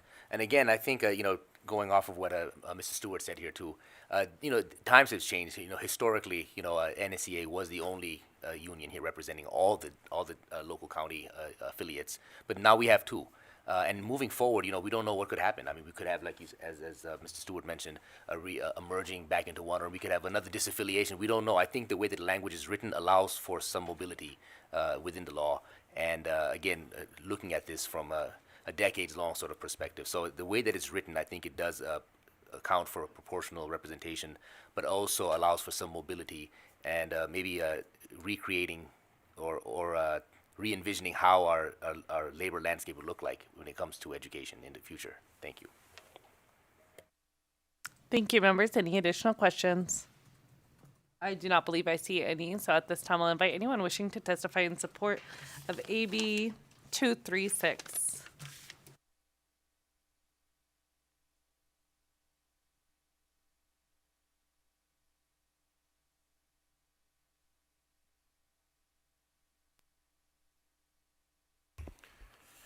Good afternoon, Chair Torres Fawcett and members of the committee. For the record, my name is Nick Schneider, Director of Government Affairs for the Vegas Chamber. We are here today in strong support of AB 236. It is our belief that this revision will ensure that these appointments that are made will better represent Nevada's educators and educational staff. I would like to thank the bill sponsor for bringing this forward and ask for your support. Thank you so much. I don't see anybody else here in Carson City. I'll go to Las Vegas. Is there anyone wishing to testify in support of AB 236?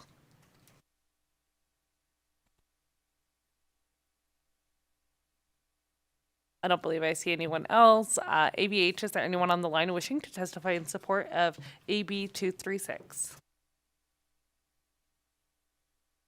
If you would like to testify in support of Assembly Bill 236, please press star 9 to take your place in the queue.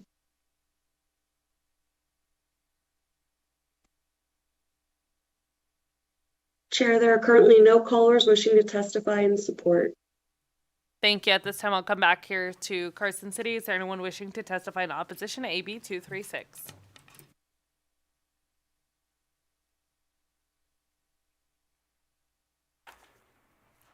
Thank you, Madam Chair, members of the committee. My name is Brian Wallace. I'm the Vice President of the Nevada State Education Association, the union that actually represents not just teachers, but also your dedicated educational support staff statewide for the last 125 years.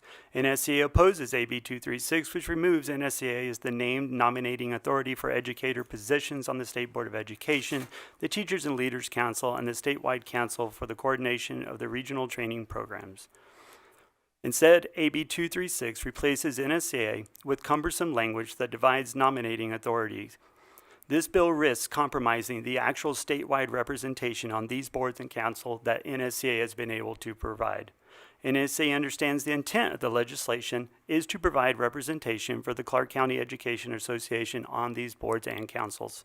NSCA does not question this intent. However, the practical effect of this legislation would be to remove educators from these boards and councils who have been dutifully serving in their current positions. Moving forward, these boards and councils would lose representation from rural and northern Nevada and the critical perspective brought from each of these geographical areas of the state. NSCA is open to language that adds a representative to each of these bodies nominated by CCEA.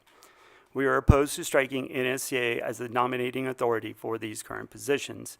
NSCA has been the voice of educators for 125 years, and we represent educators and our dedicated educational support staff in all 17 Nevada school districts, providing a genuine statewide perspective on the public education.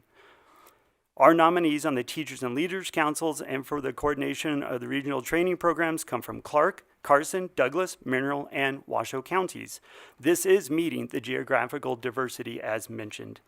Please oppose AB 236 or consider language to add a member nominated by the Clark County Education Association to each board and council without compromising actual statewide representation. Thank you. Is there anyone in Las Vegas wishing to testify in opposition to AB 236? I do not see anyone. AVH, is there anyone on the line wishing to testify in opposition to AB 236? If you would like to testify in opposition to Assembly Bill 236, please press star 9 to take your place in the queue.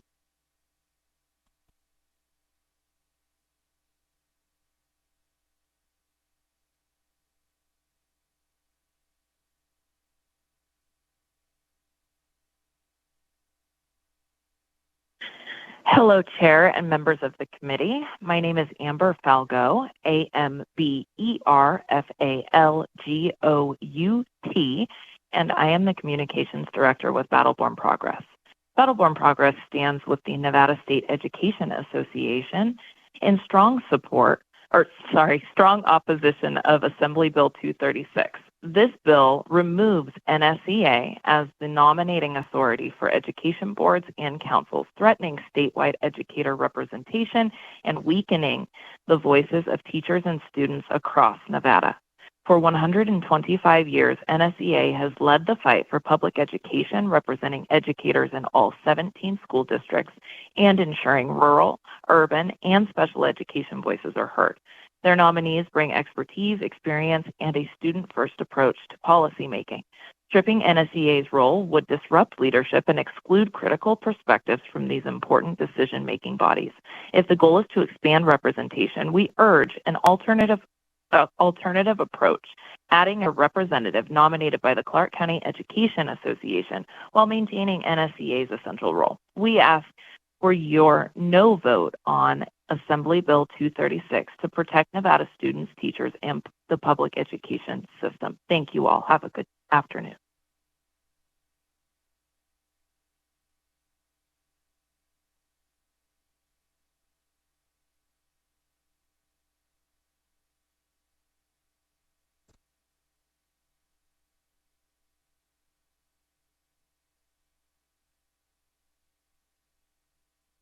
Good afternoon again, Madam Chair, members of this committee, Anna Binder, A-N-N-A, B-I-N-D-E-R. I would like to just say ditto to the last two oppositions, and I'll just kind of reiterate from my previous testimony. I really don't think we're going to get any pushback in adding representation, especially as our population grows. And I do believe that they should just have their own slot where appropriate. And even at the state board level, it would be really great to even add another voting member. So I'm in opposition and would love to see an alternative route to accomplishing securing CCEA's long-term, or whoever the bargaining unit's long-term voice in participating in these boards, councils, commissions. Thank you.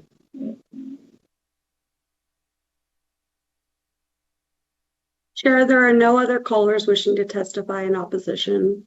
Thank you. At this time, I'll go to neutral. Is anyone wishing to testify neutral to AB 236? I don't see anyone here in Carson City or in Las Vegas. AVH, is there anyone on the line wishing to testify neutral to AB 236? Chair, there are no callers currently wishing to testify in neutral. At this time, I'll invite Vice Chair De Silva for any closing remarks.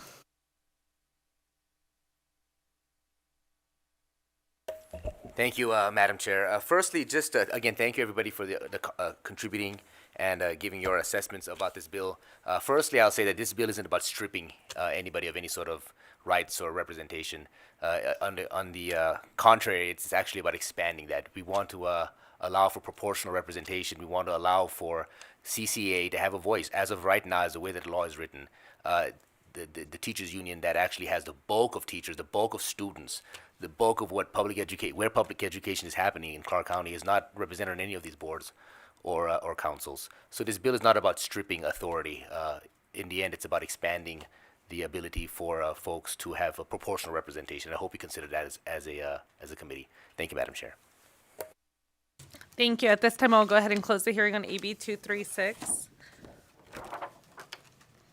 And at this time, I'll move on to the last item on our agenda, which is public comment. If you're wishing to testify in public comment, please come up. You'll have up to 2 minutes to provide public comment. Thank you. Please begin when you're ready. John Eppolito, ProtectNevadaChildren.org. 10 Harvard students had their admissions rescinded because of something they posted on Facebook. If these Harvard admittees don't know what's okay to post on Facebook, how should elementary school students in Nevada know what they should be sharing with ed tech vendors? These young children inadvertently share their ideas, attitudes, and beliefs with these vendors.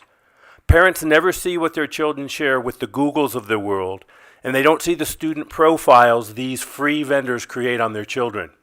We don't know how and when something our children shared with Google or other ed tech vendors may come back to haunt them. The first handout I gave you this session had articles from experts on the left and right discussing this. Children are putting their personal information about themselves in the hands of companies who don't necessarily care about what is best for those children. We just saw the political wind shift. What may have been a positive idea, attitude, or belief last year may be a negative one today. Bill Gates and Steve Jobs and many other dot-com billionaires raised their kids tech-free. Screens and apps are for our kids, not their kids. We have at least one-to-one elementary school in Reno that requires kindergartners to use devices. Like many of the dot-com billionaires, we at Protect Nevada Children believe the solution is a screen-free elementary education. Thank you. Thank you for your testimony. At this time, I don't see anybody else wishing to testify in public comment here in Carson City, and I don't see anybody in Las Vegas. AVH, is there anyone on the line wishing to testify in public comment? Chair, the line is open and working. However, there are no callers at this time. Thank you. At this time, we'll go ahead and go to committee members. Any additional remarks? Thank you so much for enduring a very long hearing. This is our longest hearing yet, but I appreciate that we didn't have to do a 6 p.m.er, so that was nice. Our next meeting will be this upcoming Tuesday. Our agenda will be dropped this afternoon. We'll be hearing another contentious piece of legislation, so bring snacks. Seeing no further business before us, this committee is adjourned.